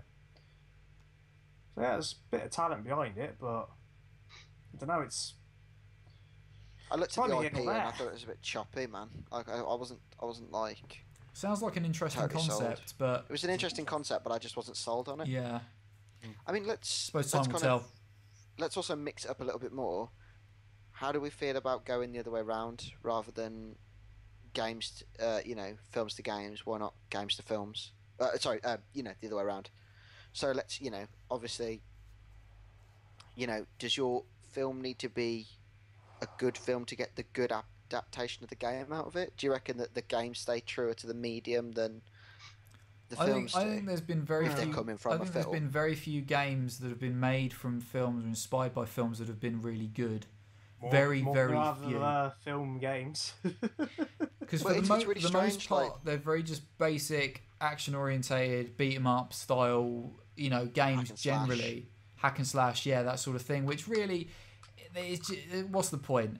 But the one game that really stands out to me that has been amazingly it's just from a film game basically. It was it was a film game, and that was Spider-Man 2. Yeah, Everyone loves Spider-Man 2. That was a sick game. because they nailed the web swinging thing. That was basically it, really. The game was pretty average, but because they nailed the web swinging stuff, it was brilliant. Worked. Absolutely worked. Still don't like chasing after balloons. No. Fuck that. But it was nice that, it's not the best example of its kind, but it was a bit of a sandbox game. You could more or less go anywhere you wanted, swing around New York, which felt awesome. I suppose it was that proper Spider-Man experience. And then you also had these random events which would just happen and like happen muggings around and you, stuff. which I suppose made the world feel a little bit alive. Yeah, it gave a credence that stuff was going on rather than just being a big empty sandbox. Yeah. But then I'll look at also some be of the- loath to... Sorry, carry on. Sorry, no, you carry on, mate. No, it's alright, I was going to change it up a little bit. So was I. Alright, I was going to bring gonna up say GoldenEye. Some of the new Batman games. Oh shit! Yeah, Yeah. GoldenEye. Holy crap! GoldenEye Considered- Batman. Considered go. one of the best games of all time, isn't it? GoldenEye. Yeah, quite and the often. reason why it's so good is not necessarily if it kept to the Bond formula. It basically kind of followed it on and off of the story there, but the fact that it just changed everything in terms of the FPS. And sort of, you weren't just shooting stuff now; you were doing objectives and being stealthy and stuff like that. It was one of my Just first favourite Bond. multiplayer games. That was apparently an accident. I just popped it in. Did Yeah. like a week ago and just popped it in. Didn't think anything of it. And look how Feel successful it accident. became. Yeah. See, sometimes accidents pan out all right. Yeah. Yeah. Whereas Look at great me. success was an accident. But then Did you say do- look at me, Josh? He did say, "Look at him, glorious I specimen." thought that of an that'd get a cheeky giggle. cheeky giggle. Yeah. But the new Arkham games for Batman. They're not They're smashing necessarily. No, the Arkham games are absolutely sick, but they're not based on the films, are they? Well, no, but they are Batman. They're But they like- got They're a weird IP, the Arkham series, because they're neither here nor there. They're like comic not. part. They're comic like part, TV show. yeah, like with Luke Skywalker doing the voice of the Joker. To be Skywalker, fair, the Mark Hamill Hamill is there. probably the best voice for an animated Joker that there's ever been. He's wonderful. He's The way wonderful. they as worked him into the Arkham Knight, I generally didn't think he was going to be in it. Spoilers. He's in it. I That's guess all I I'll don't need say. to play that anymore then. Yeah. No, you've got to play it because there's one bit in the game that's so good. It's so good. You can tell us about that as well. No, I can't. So I haven't even finished Arkham City yet. So It's good. I absolutely demolished Arkham Asylum and then Yeah. started playing Arkham City, and I just lacked the motivation to play it because I think the thing that made Arkham Asylum so good was just the fact that you felt like you'd been locked in the asylum and it was just really claustrophobic and you had to fight your way out. When you get to Arkham City, it's just like, I'm going to be Batman, I'm going to kick ass and take names and chew bubble gum. Oh That's wait, it, isn't it? I'm out of gum. Like, Asylum is Batman reacting to the world around him, whilst City is him kind of proactively Same. going out looking for trouble. Being a dick. But I still I think, saw it in game. And yeah, put it on the it's shelf. City's still a great game. It still gives you that Batman experience, similar to, I suppose, the Spider-Man 2 game gave you that experience being Spider-Man. Whereas Arkham Asylum is a phenomenal game, but didn't and still gave you that Batman. It's the first game I've ever played where I thought, oh my god, I am motherfucking Batman. But City gives you that experience and then some, just because of the open worldness of it, I think. I feel the open worldness of it almost detracts from it though, because you don't get like with Spider-Man 2, you've got like Manhattan, so you got a model of like a 26-mile long strip of city to play with, whereas Arkham City doesn't feel like Gotham to me. And like I'd love the opportunity to just rip around Gotham, but not necessarily like the Arkham City almost. Yeah. Like it doesn't The feel setup like to Gotham. Arkham Knight's amazing though, because it's just like, oh, you're gonna get to go around Gotham now. But wait, the whole city's been evacuated from Scarecrow releasing his toxic gas because he did it once in a diner. It's like, fucking really? You're gonna get rid of them all just like that? Just the entire I city. think there's a few questionable Sweet. premises with Arkham Knight from what I've heard, especially the way they've heavily implemented to the point where it's forcing you to use the Batmobile, which I suppose starts out quite exciting, but eventually gets a bit annoying, I guess. Bit dull. It's I just don't want to be the Batmobile. I want to be Batman. Be Batman. Just let me be Batman, Just let me be not his Batman. I car. bought this game. The game is in it. Batman, Arkham Batman. Knight. I wanted to be Batman. Like, let me be Batman.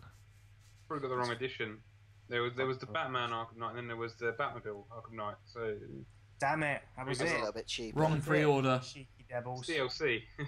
Cheeky devils. Batman's Day one DLC. Yeah, day one DLC. Tell you what, give Warner Brothers half a chance.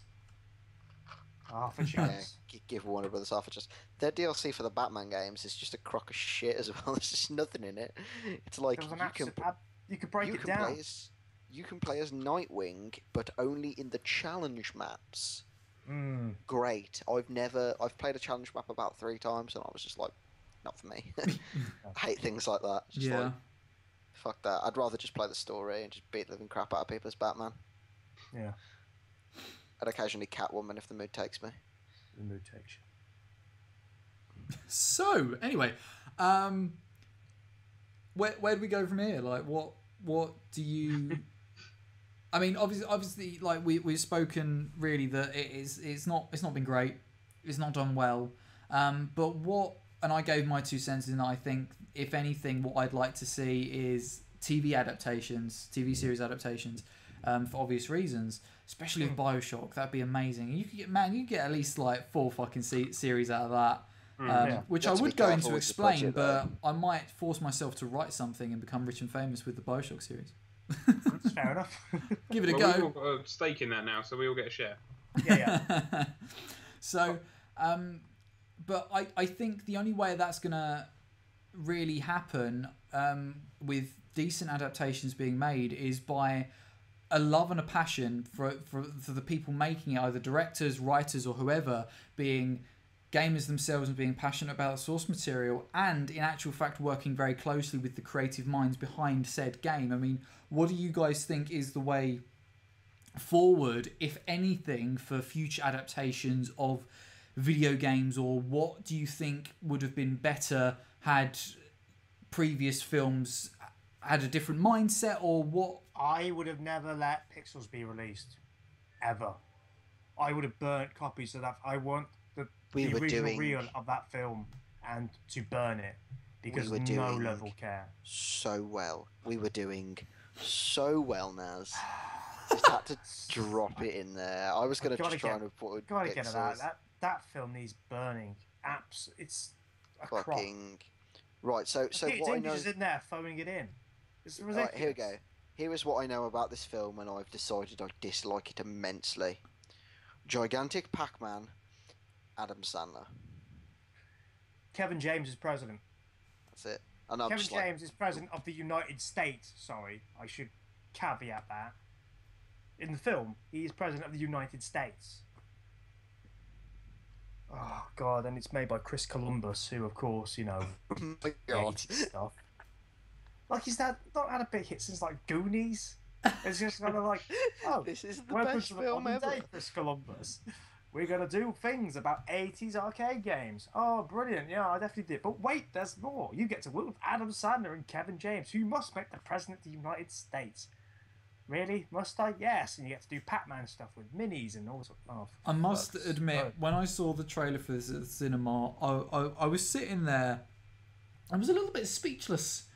And I thought to myself, why on earth and who on earth thought that this Was a good idea. was a good idea? Why? It's I tell you what, man. so shit. The thing is so shit that I forget the name of the company. I think it's TriStar or 20th Century Fox. Doesn't matter, man. They're bust now. No, whoever it is, they Send your unleashed- angry letters to. because they've got the copyright and stuff like that. They've gone around on sites like YouTube and Dailymotion, stuff like that, trying to censor like knockoffs and things like that. They censored not only the original source material which they used for this, because there is a little short called Pixels, and it's actually quite a decent watch about how pixelated stuff takes over the world, like Pac-Man's eating things and stuff like that. Not only did they censor that, but they also took down their own trailer. Of course they did. Like, Of because- course they did. just because they're idiots.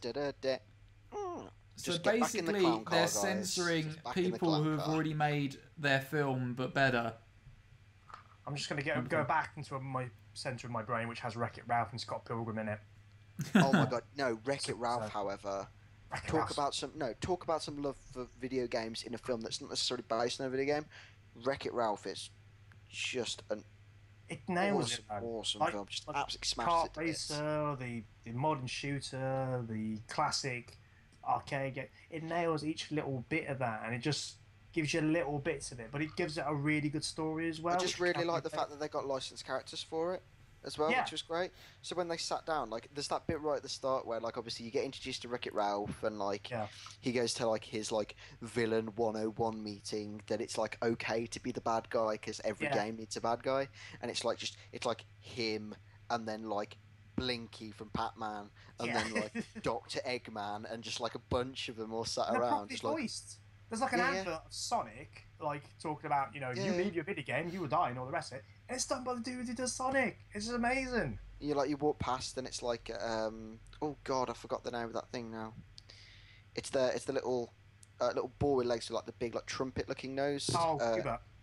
Yeah, like Cuba. It's got that all in it, and like they're all like all these like classic arcade characters, and they're all just kind of I if mean, you like watch from- it, you can watch them like walk around and stuff. It's great. He drinks in a version of Tap Out. And it's just like, whoop, whoop, whoop. Yeah. Hang on a second, Ralph. Whoop, whoop, whoop. Game's playing. I mean, films like that, like especially Scott Pilgrim, which is I've not seen Wreck-It Ralph sadly, but Scott Pilgrim. You'd love Wreck-It Ralph, Rob. Honestly, 10 out of 10. You would absolutely love that film. Scott Pilgrim is. I mean, it's games like that that have been a real. They've been made by people who love video games, and they're nice homages. Yeah. Which is just wonderful to see, and those that do play video games and are like us respect that and appreciate that, the little nods and the little homages. love- I mean, and it's that really down to it. These films need to be made by gamers. See, now I saw this really, really good article like ages ago on Cracked or something similar. Yeah. The Escapist or something, which was basically they don't make comic book films for comic book fans. No. Because like when you look at the proportion of people who read comic books, say, it's like 5% of the actual market that end up actually going to watch the film. So they don't give a shit if it's true to the IP. Yeah. Because it's only 5% of the people who are actually going hoopa-doopa-doopa-doo about it. Yeah. Like, and that's the same with us as well. So like if like Resident Evil, say, like Resident Evil 1, we were all like pumped to go watch Resident Evil because we all love Resident Evil, and we're just like Resident Evil 1 is like one of the best survival horror games of like all time, and it like defined the genre, and it's gonna have fucking Chris in it. It's gonna be awesome. It's gonna be sick. And we went and we watched that film. We came out. We were like, what? Like Did anyone even play the game? But we're the minority. Do you understand what I mean? Like, all of a sudden, like, it doesn't matter because it made 20 million on opening weekend, and we were like, you know, like 100,000 people went to watch it, and only like 1,000 of those people were actually like going because it was a Resident Evil thing. I do definitely get that. Definitely get that. That yes, we are a minority in the audience that would go watch it, but at the same time, and I don't know whether you guys agree with me, but this is my personal opinion on the matter of like, regardless of whether we're the minority, at the end of the day, if you're making an adaptation of it, be a video game, a book, a comic book, a whatever, a fucking internet article adapting, regardless of 95% of those people that will go and watch it, regardless of if they've even ever fucking heard of the original source material, let alone played it or whatever, surely you're doing that from a standpoint of, I really loved playing this video game. I loved playing BioShock. It's got such an amazing story. And yes, the gamers that played it loved it as well. But there's 95% of people who have either never heard of BioShock or have heard of BioShock, but they don't know anything about it. They don't know what it's about. So I want to show them what it's about in a medium that is more accessible to them and they will enjoy more. Yeah. In an ideal, perfect world, yes, you would have that exact situation. Yeah. However, it's all money. that isn't going to earn money. Universal and Warner Brothers. Universal and Warner Brothers just walk in. They're just like, okay, here's the pitch. Underwater city racked by ravenous drug addicts who, like, just murder everyone. By the way, plot twist. The dude on the other end of the phone never existed. Like, that's like the that'd be the IP. It's nothing to do with the fact that it's BioShock. It's just the fact that it's like, it's got a good twist. It's got a beginning, a middle, and an end, and it's full of suspense. Go. Like, that's the reason that they do it, because that's what spins the money for them, and that's all they give a shit about. It's a shame. It is a shame. No, it is a crying shame, because if someone like made a film of BioShock and just ruined it, I'd cry for days.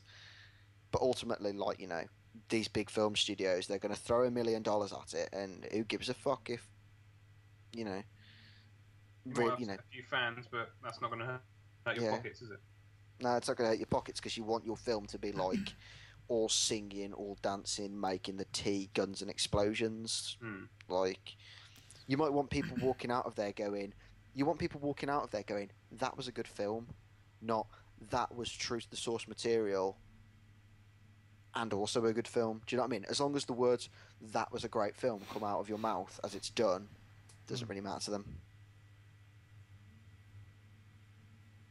Well, on that note. Drab note. I mean, we tried to mention it earlier, but what about the walking simulator game? I mean, that requires no interaction whatsoever. I mean, maybe that's the medium point we need. Perhaps that's the way of telling BioShock stories, just to have them like walking. A bystander kind of...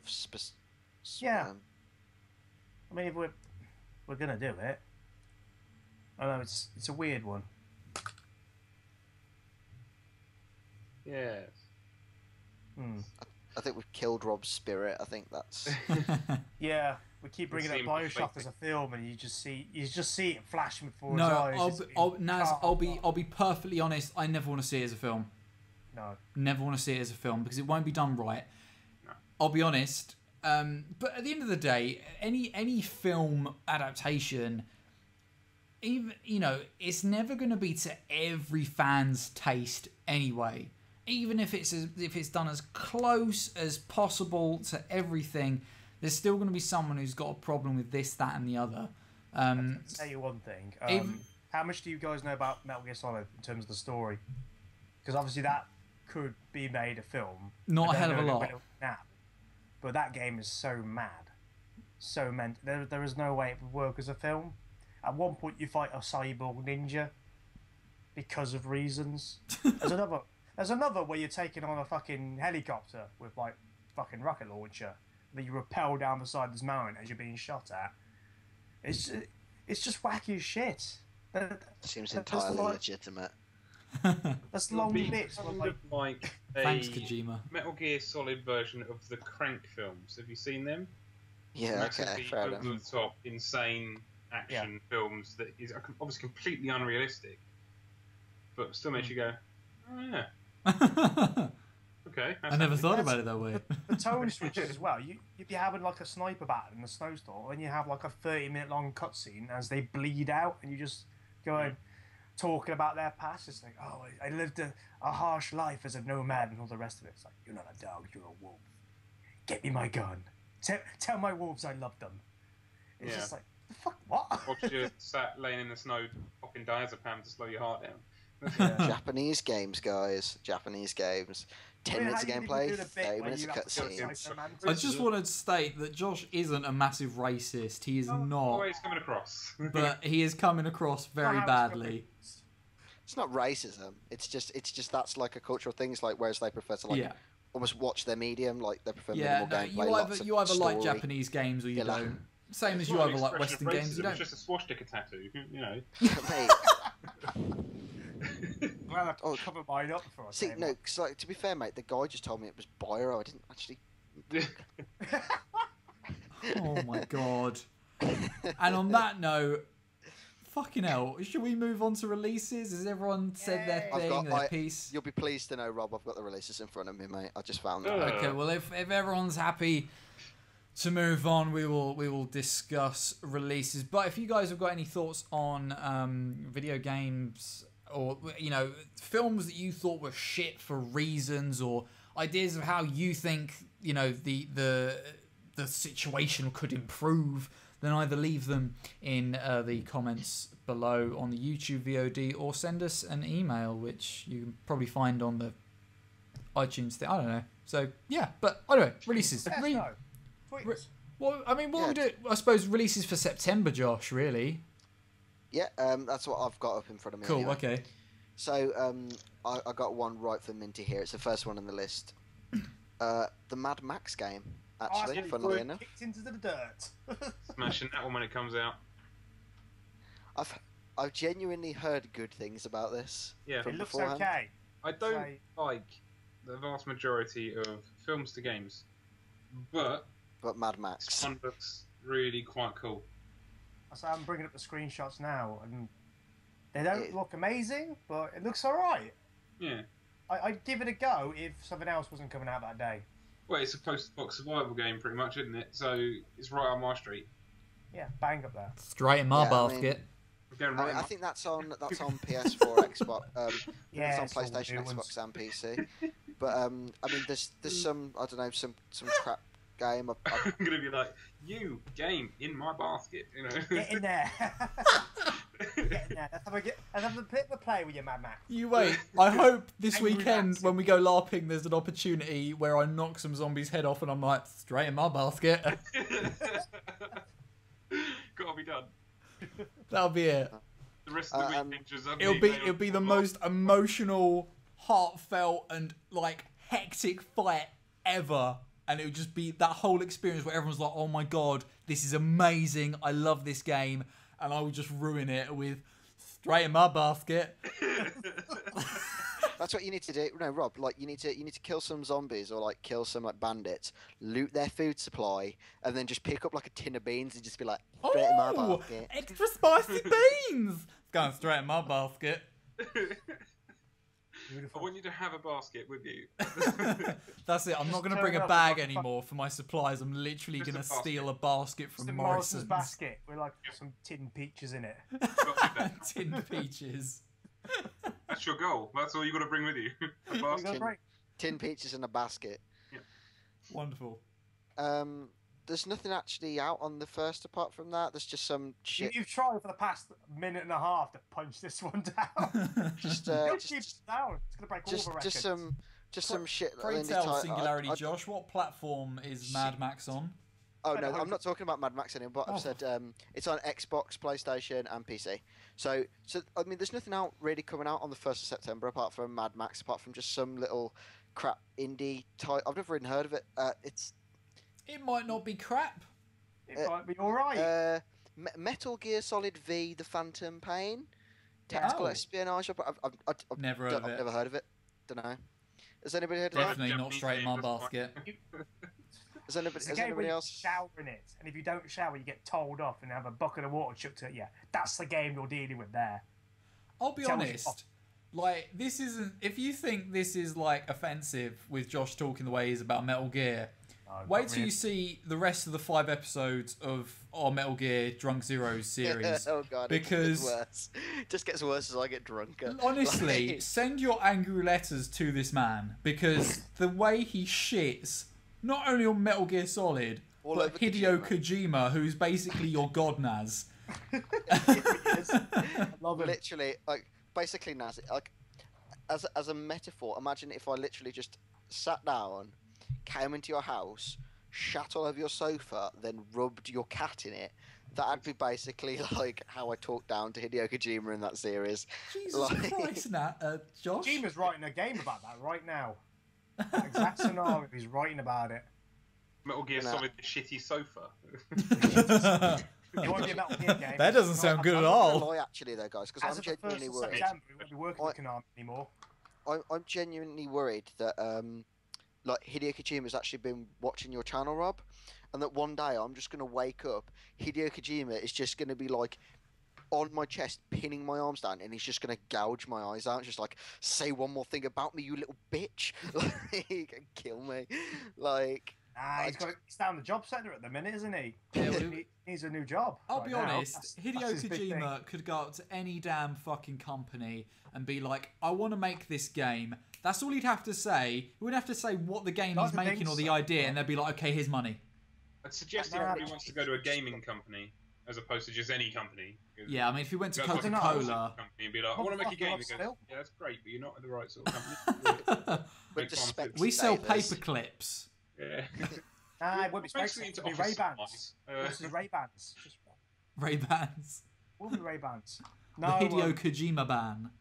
Kojima will literally do whatever he fucking well pleases, like. So he'll probably just Exactly. do a Kickstarter. Kojima with a Kickstarter will be fucking brilliant. Now, Yeah, 'cause he couldn't Kojima fund with it a himself, Kickstarter, could he? he'd make it in about 12 minutes. Not like he's got any money to throw at it.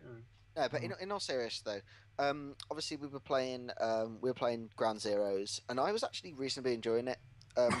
My only gripes with it were just kind of like the Playing it cover with system. me. The cover system was a bit touch and go, like whereas like sometimes you'd want to push into cover and it wouldn't let you, or sometimes you'd want to be not in That's cover fair. and That's a and fair one. it'd stick to you. But I mean, like aside from that and a couple of other little narky minor things, the It's game's pretty actually solid. really smooth. Yeah. Yeah. Yeah. I mean, the Phantom Pain is mostly like that. I could legitimately see myself buying that when I eventually get a PlayStation. You can play walls and shit now. You can do. I was actually thoroughly really enjoying it. Actually, in all fairness, like it seems good.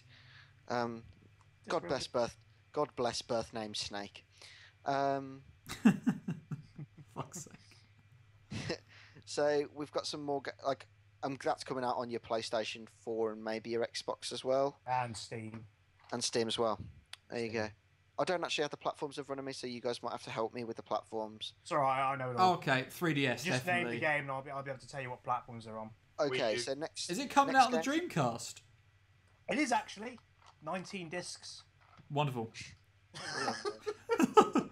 if he let him. If he let him.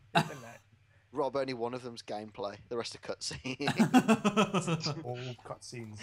It's all cutscene. No. No, to be fair, when me and Rob loaded up that game for the first time, we were like, can't wait to get our hands on this. We watched a 22-minute long cutscene and immediately ended an episode. Yeah, yeah. Immediately ended an episode after I was given the controller and immediately messed up. It was wonderful. Right.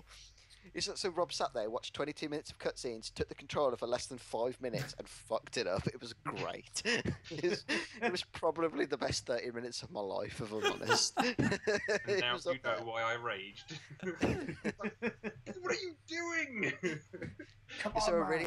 really... sorry, Minty, is there a really angry comment on that video of you just been like, the I fuck? couldn't put it into words. I just watched it, I was just like, what the fuck is he up to?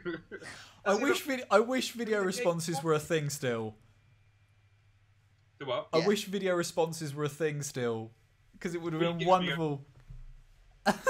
It'd be Minty Lamb reacts to. Instagram reacts to the Undead Gamer and Singularity Josh being shit at games. I'll tell you what, that'd be a cracking like side-along series. Companion piece. Minty Lamb watches Drunk Zeros. Yeah. Yeah. You should totally do that, man. In the end, literally the last episode is just an empty chair. It always ends the same way. I'm just going. Every time. The last episode of the series is Minty's chair just silhouetted against a door frame with him hanging in it, just like we can see as a pair of dangling legs at the top of the screen. Yeah. just like that midget in Wizard of Oz. Yeah, fucking hell. Anyone seen that? Yeah, I've seen that, but I don't know if that's legit or not. Yeah, I don't know. But anyway, so what's next for September? What's coming up? We've got Brothers: A Tale of Two Sons. Oh, what Where's that platform? coming out Oh, you don't know. I don't even know what that is. What is Brothers? It's It's a really interesting been out indie game. ages. Yeah. It's basically you take on the role of two brothers. Your father's sick. You got to go help him out. But essentially, you got to imagine that the pad is divided in half. So the left side controls one brother, the right side controls the other brother, and then you've got to try and interact. It's so weird when they cross over each other. You're like, "Fuck, Box, what have you done to me? My brain can't work like That's this." a now." head fuck. An absolute head fuck. Right head fuck. It's great though. That's cool, man. It's actually, I think, one of Total Biscuit's Game of the Years. Whatever year it came out, he was really impressed with that game. But it's got a real interesting premise. It's basically a puzzle game, I think, isn't it? Yeah. To its core. Little puzzle. What's that coming out on then? Don't know. Is it Xbox One? Because it's already out on PS4 now. Yeah, it must be, or Steam possibly. I don't know. Steam's been out for. No, it's been out on Steam. In which yeah. case it'll be Xbox. So it wouldn't. Be I'm gonna put my money on Nintendo 64. Yeah, Yeah, 64, yeah. Wii U. I was about to say, or even more unlikely, the Wii U. Shit ain't going out on the Wii U anymore. You're getting Xenoblade Chronicles at the end of the year and Mario Maker this month. And that's Those it. are your games. Two games for the year. Wonderful. Yeah. You would genuinely be more likely to have it released on the N64 than you would on the Wii U. Are you suggesting, Josh, we're more likely to see video games on the N64 than we are ever on the Wii U? Then Yes. are you highly suggesting this? Yeah. Okay, so I mean, it wouldn't be an Undead Gaming Cast roundup without our JRPG for the month, Oh my god. which, in all fairness, has probably got the best name of one I've ever seen. Oh jeez. It's called Ultra Despair Girls Danger Ronpa Another Episode. Just stop. That's a lovely name, that is. Just I'm stop. gonna go one more time, guys. Just stop. The JRPG of this episode: Ultra Despair Girls Danger Ronpa Another Episode. Why? I love the another episode bit. That's that's my there's favourite. another one. That's my. I'll be honest. The amount of fucking it seems. I hope I'm right here in saying this because I'm a little bit premature in saying this, but because we've not got to the end of releases. But is this possibly the first month in like a year where we're not going to see Hyperdimension Neptunia? Blah, blah, blah, blah, blah, blah, No, in all fairness, there is no Hyperdimension game on here. Which is a shame because literally for the last ever since I took over doing the releases at the end of the thing, like I've done a Hyperdimension game every single time. But to be fair, like one last month and you just missed it, I guess. I know, yeah, the Hyperdimension games, like, I mean, to be honest, some of those titles are absolutely fucking golden, but I don't think it comes better than Ultra Despair Girls Danger Romper Another Episode. Like, what does that even mean? Danger Romper. I don't even want to know, Japan. I don't even want to know about your prepubescent girls that are plastered all over your video games. I don't want to know. I googled it. The first image that came up was a girl in a sailor suit. Don't want to know. Right, okay. After escaping the merciless Monkuma, Kamaru is surprised to see the outside world, a world she hasn't seen in 1.5 years. It becomes a world of despair when children controlling Monopika's ruthlessly hunt down adults. Her only hope of survival is the hacking gun given to her by a mysterious stranger and a girl by the name of Toku Fukara. Bosh. It's £30. It is £30. So the next game after Ultra Despair Girls Danger Romper Another Episode, let that sink in again, is the Rugby World Cup game. We haven't had a rugby game for quite some time, actually. Probably since the Obviously, last they World do. Cup. They do well. No, it's probably even before that, surely, because they do their FIFAs and their basketballs and their hockeys every year. But like rugby's kind of the sport that gets neglected. It's kind of like the awkward middle child. So it's kind of strange whenever you get to see a rugby game. It was Rugby 15. It was last rugby, year. That was ridiculous. It's Rugby 15 now. Is it Rugby 15 now? Rugby World Cup 2015. That's what it's called. Oh no, the last one was just Rugby 15. Okay, like FIFA or I whatever. think it was different studio. Fair enough. On the 11th, that'll be on like PlayStation and Xbox. I'm guessing, and maybe probably Steam. on most of the platforms, won't it? This one's probably Nintendo only. Super Mario Maker. Yeah, it's alright. Also known as we're too lazy to make Mario games anymore. Make them for us. It's more like you have a fucking go. You think it's so easy. Yeah. People would be doing like, you know what, this is quite hard. Yeah, we even made your tools for it, didn't we? Dicks. The next one is Destiny: The Taken King. Only a game. Yeah, apparently. the Destiny expansion. Destiny's Or pretty good. I was enjoying the big reset of it, because they're resetting the way you unlock quests and level up, and they're basically just going, we'll go and make ourselves a traditional RPG type thing, and it's kind of, I don't know. Part of me wants to go back. Do you think you will go back? I mean, Minty, you were playing it as well, weren't you? Yeah, I was playing it for a bit. It was quite fun. When you go back to where people you want to go back with. So, after Destiny on the 15th, which will be available on PlayStation, Xbox, I'm guessing. Yep. Fair point made. Wii U. Still not Steam. Never Nintendo's. Get Pez. So, Blood Bowl, for those of you who don't know, is Blood Bowl, for those of you who don't know, is Warhammer's answer to American football. It's like a strategy game. I've got the first one on my computer. It's pretty good. It's just difficult as fuck. Hard as balls. Yeah, it's really hard. I think It's really I'm quite looking. I might pick up Blood Bowl 2, depending, because it does look quite good. But I think there's a lot of things that they've made that are a little bit more user friendly in the sequel. A lot more easier. The interface is. There's a lot they've changed to make better and work better. The tutorial in the first one's just horrible as well. Yeah. It's just really like uninformative. I think you had to have an understanding of the game in its Games Workshop board game format, tabletop format before you played the video game. But the second one, I'm not sure you have to. It is exactly the same. I'm reasonably sure from what I could see. So that just made it really, really difficult. Yeah. It was more like a virtual tabletop game with like animated models than like miniatures, basically. So. But that looks pretty sweet. That'll be out on PlayStation and Xbox and probably computer if it's not already out on computer. Give it a check while you're doing that. And then obviously, Naz, you like your Pro Evolution Soccer? I do like PES, and I'm really liking the demo of this year's iteration. They've like fixed everything. It seems like they took it back to PES 5 and 6, which are the best versions of that game. So I'm definitely thinking about picking it up.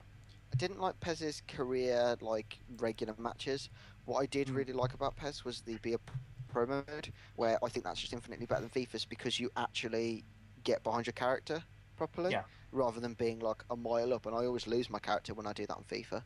Yeah. So, like, I thought that PES's version of that was a really good way of doing it. Yeah, it made me feel like my actual pro rather than just putting my pro in a team that I manage.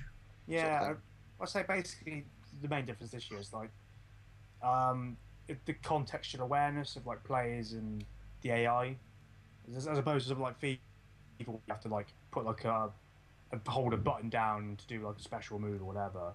PES just sort of naturally like just does it, like that first touch thing. If you just loft the ball in PES, you don't need to like do a flick or anything like that. The player would just put into context where the ball's coming in and control it as and when needed. And that's pretty cool. All the passes sort of connect really well. It knows what you want to do. It doesn't do the thing of like you must use the buttons on that pad. Sounds really, really stupid, and forgive me once again, but it's very Japanese in its styling and it's very arcadey. Yeah. It's not like, whereas FIFA's like a football simulator, PES is like a football arcade game, and it does it really, really well. Yeah, to me it's a better representation of football. It's more of its base level than it feels too flashy FIFA. It's too Sky Sportsy. Yeah, that's a really good way of putting it. Like It's very Pez- Japanesey. All those Yeah. Japs, eh? Raw. like Japs, I ate 'em. Right. Wow. Sushi and boats and intricate lettering. God Oh damn it. damn! We're gonna have to make you sit down and play some Shenmue. Yeah, I'm gonna love What that. was the most Japanese game? No, it's just like I said earlier, because they got like quite arcadey styles. That's the reason I didn't really like Dead Rising. Like, it's not like Yeah. they're not gritty. They're kind of like easy, free flowing, and that's kind of what Pez is like. It's got like that kind of very arcadey feel to it. Yeah. Which is kind of nice because like I always think Pez is like Pez is like your mates down the park having a kick around. Yeah. And FIFA is like season ticket holders. I suppose it's something different than at least compared to FIFA, which that's Yeah, it. it's you, nice. you're Yeah, gonna want. Just offer it. It gives you a different offering to FIFA, which is nice. I mean, it's not like the poor bastards have to play the WWE game they're shitting out this year. Like, you get actual real options if you're a football fan. Yeah, legitimate options. Speaking of legitimate options, there is also FIFA 16, which is out like a week later. Which is basically everything we've said about Pez, just a little bit more like America. buttony. Do you know what I mean? Like, there's lots of you have to like hit lots more, but it's more of a simulator than an arcade game, I guess. But Yeah, plus they got that Ultimate Team thing. If you're not doing Ultimate Team, you're not doing FIFA right. I don't do Ultimate Team. I think it's really strange. Can't quite wrap my head around It's it. odd, but apparently that's the best way to progress in that game is to do Ultimate Team, and I have absolutely no interest in doing trading cards with players. More or It's less. a weird one. They only last like certain amounts of time and stuff. I just can't wrap my head around it. It's really weird. So next up, Skylanders Superchargers, which I'm guessing is a Skylanders racing game by the looks of it. oh god, It's like Mario Kart but Skylanders. good, great, Is more there plastic Skylanders crap in- for you to buy. Yeah, Taught to Naz the master of plastic crap with his amiibos. I've stopped. I haven't bought a Bieber in ages. He's off the sauce. I'm off for sauce. It's bad. Wow, proud of you, Naz. It's just stopped. Well, it's mostly come down to availability. You can't get an Amiibo for shit these days, so why bother? It's because no one's playing the Wii U, mate. That's why. No, it's because Nintendo aren't making enough of them. If they really want to make some fucking moolah, just pump out loads of everyone. Oh well. Yeah, oh well. So Skylanders is taking up the amiibo front, then I guess. Yeah, it is. Then we've got Lego Dimensions, which is I think if I remember rightly, isn't Lego Dimensions just like their kind of like cross intellectual property answer to a Lego game? Yeah, it's it. It's like the Lego movie. Lego Dimensions of is the Lego heavily. It's games. really weird because it's basically Doctor Who, the Lego game, and then some because it's got like Batman in it, all the people from all the of Lego it. movie in it, and all these different characters. That's what I'm saying. It's just all the way across like the different IPs of like so you might have one Yeah. where you'll go to like Hogwarts and then Middle Earth and then Gotham and then like Yeah, I think wherever else Gandalf they've been, plays and a then- part in it. Yeah, But, and then yeah. obviously into like the Lego movie and stuff. But it could open the door for an actual Doctor Who Lego game, which I think would be quite interesting. It'd be weird, but it'd be good. God, could you imagine having to play? It'd be really, really funny if they put Weeping Angels in as a character that you could play as, because you could only move when people weren't looking at you. Well, fucking hell. One of the really cool things I think they've done with Lego Dimensions is when you're playing as the Doctor, when you die as the Doctor, you come back, as a previous one, and the cycle starts. So I think you start off as actually Peter Doctor Capaldi's Who, Doctor, though. and when you die, you'll come back as Bill Hartnell's Doctor, which was the first Doctor, then you'll go on Patrick Troughton, John Pertwee. So it is So you start actually. with Capaldi, then you go. Yeah, you sort of start as Capaldi, then you go back and then forward back to Capaldi, basically, through all the 13. That's really weird. So Lego Dimensions is actually got like Doctor Who in it as a character. Yes. Oh, okay, that's cool. I didn't Yeah. notice that before. I mean, I knew that it was kind of like their kind of like shake 'em up, be all and end all, but I didn't realise that the way they were doing it was with Doctor Who. Yeah, no, I think it's mostly Doctor Who inspired, but with other bits and pieces thrown in, which I think is a bit of a shame because it'd be nice to see just a Doctor Who Lego. Yeah, I could see that. Like, it depends on what you do with it almost. Like, it's a Yeah. bit of a strange one.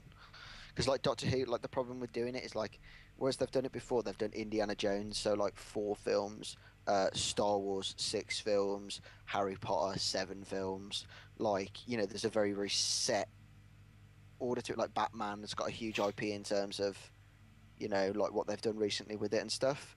I think But, what like, they could Doctor easily Who- do with saying- Doctor Who because Doctor Who's is... a TV show, it's a bit weird how they do have to do it almost. I think they could And they'd easily have do to- something with Doctor Who. Very, They'd like, have to acknowledge just jumping like, all off the of the Doctors night, almost. just briefly, I don't want to go too much into it, but from Star Wars, when you're in the cantina, and then you sort of go into a room, and then you'd open up the storylines for, you know, the different missions shit, for yeah, each of course, episode, episode Forgot 1, about 2, and that. 3. I think if they picked some of the biggest, most popular, most well-known, the best Doctor Who series episodes throughout the many series True. and many Doctors, you could easily do something similar where you're in the TARDIS and you just sort of walked into a room, because obviously the TARDIS is massive and it's got so many Massive, different yeah. rooms, and that, you know, you'd play out an episode or something. It's also kinda worth cool. mentioning that this is also going to be a plastic crack game as well. Is it? Yes. Unlucky. Never mind, eh? Oh, that kind of ruined it for me a little bit. I was going to get really into that then, rather than like, now it's just like, by the way, plastic crack. They're just stabbing your hopes and dreams. So much There's a plastic set crap. on Amazon. There's a starter set for $94.85 for a starter set. That comes with the game, right? For a That comes game, with the game, the stupid pad thing or whatever it is you got to put on it to start. so And then no the sets models. cost Well, like 30. You get some in the stars, but oh fuck that. not, Get the- wrecked. Get Yeah. wrecked. not machine specific. Yeah, they're all the level Disgusting amounts of packs, money. 30 quid for like a couple of models. For a couple of pieces of Lego, mate. I'll tell you what. I will go out and I will buy you a 30 quid Lego set. Like, it's easy. You get more fun out of it. Yeah, you would. More replayability. Like, So what's love me a next? Lego. Oh, is The that last it? one. The last one. Basketball. The basketball game. As What always. Is that 2K. Yeah, TK16. Yeah, that'd generally be good. Apparently, the campaign that has been written by I think it's by Jones, which Okay. is really weird. it's really weird. They have lots of gritty police twists and stuff. Yeah. It's always Cool. fun being a white guy in the NBA 2K universe because they're clearly not voiced by white guys. Was that a racial slur against black people in basketball now? So No, you're saying all black people in just basketball? saying that it's clearly not a white guy in the generic voice, but maybe I just didn't pick the right voice. And on Brilliant. that racist, Well, and within on that racist note, guys, good night. With worrying, because we've had a few technical difficulties, hopefully which have gone unnoticed during your listening or watching of the video, but we'll see. Let's sort of finish up. That's next month's releases for September. Obviously, that's not all of them. There are quite a few more probably, but that's the ones that sort of stood out to us a little bit, which we've About shared with you 3. today. So, without further ado, let's basically thank you guys very much for coming on to this month's podcast. Awesome having you as always. But now is the time where we promote ourselves and get you to go and watch our videos and subscribe and love us on the internet. So first things first, Josh, anything coming up on your channel? What are you planning for the future? Where can we find you? Channel, not entirely sure, if I'm honest. It's not that I don't want to, but it's just that it's like slotting it into, you know, I work like 35 hours a week, and then Yeah, it's you know, difficult. a 2-hour so if I work 35 hours a week, and then and I've got like 2 hours worth of commute in, and then obviously I've got to have tea, and I've got, you know, a friend, and I've got a girlfriend, and it's just like I'm finding it hard to pick up the controller just to play games for myself Bless at the you, moment, Minty. let alone anything else. What I'm hoping to do is that finally I will be joining the 21st century. My internet speed at this house is It's currently still on better. dial-up. Mate, wait for it. So my internet speed at my old house, the reason that I couldn't do anything at my old house was that it was like 0.7 of a meg. And when I moved, I upgraded. I came to this house, I've now got 1 meg, right? As of Saturday, I will have 500 times that. So That's hopefully many I'll have, megs. I'll have like 500 Many meg. megs. So Many megs. like I'll have infinitely amounts more. And so like hopefully I'm going to start streaming. But if you've already watched my little segue, you know that anyway. So that's all for me. You can find me on Facebook /Singularity Games, and then you can find me on Twitter at Singularity Josh. Yep. Wonderful. So yeah, Can I go remember which follow one him, that go is? like him, go subscribe to him, and And also eagerly shout at me. because I'm eagerly await his many content. Minty, again, sort of similar story with you, but is anything coming up on the channel? If so, what's planned and where can we find you? Getting my mojo back, a bit more motivation to be able to do so. Like I said, I've done a stream today of Zombie. I should be continuing that one. I'm probably looking to finish off some of the other games that I've already started at some point, maybe. I've already got shitloads of content uploaded to the YouTube channel. I just need to log on and actually make it public. But, motivation. You can find me on Facebook under Minty Lamb Gaming. You can find me on Twitter at Mark Mintram, and the Twitch one is as well on there somewhere. It's twitch.tv/Minty Lamb Gaming, I think, isn't it? That's the one. Or Minty Lamb, but yeah. I think it's Minty Lamb. Yeah, I think it's Minty So you Lamb. can find me, or you can, write me a letter and Write him a letter. use a carrier pigeon. Santa will deliver it to him on Christmas. Yeah. Or you can just think about me and pretend like you care. Think about him. Kick your heels 3 times and he will appear. Yeah. Like Dorothy. If you just Dorothy. if you go stand in your bathroom alone and just shout Minty Lamb, Minty Lamb, Minty Lamb, he appears and he kills It's you. like the Bloody Mary thing in the mirror. Yeah, You have to look that at was the reference there. It's Minty Lamb Gaming. G'day. No. You have to little put him bit. into various modes, so you can have Minty Lamb Gaming or eating or sleeping. Yeah.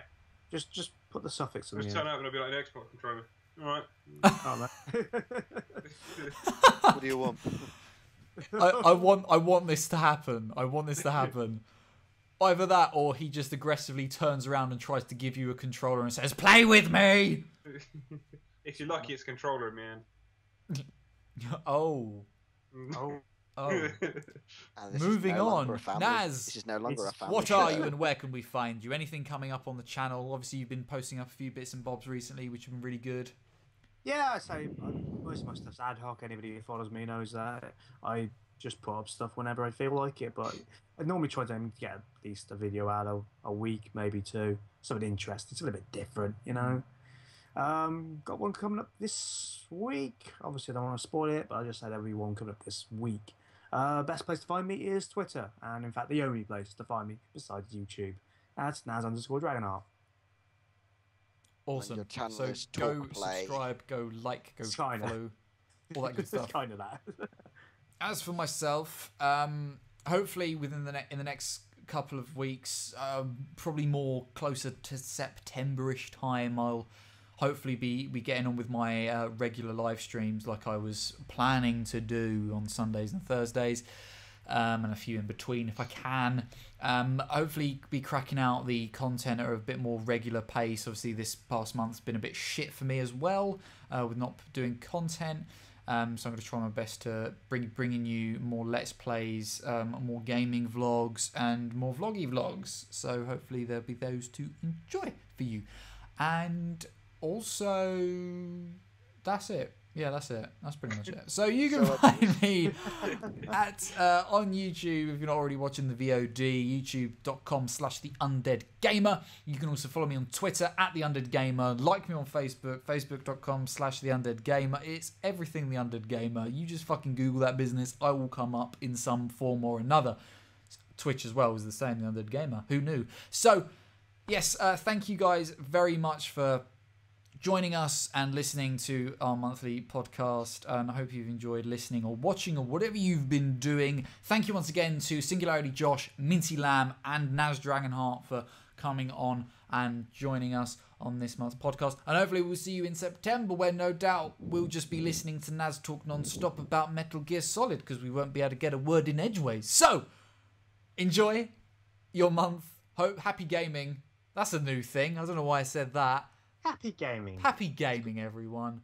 Cool. And we will catch you on the next awesome episode of the Undead Gaming Cast. I was about to say, let's play the Undead Gaming Cast then. Oh, this is what happens when you're a Let's Player on the internet. Bye. See ya. Fuck off. Oh, you bastard.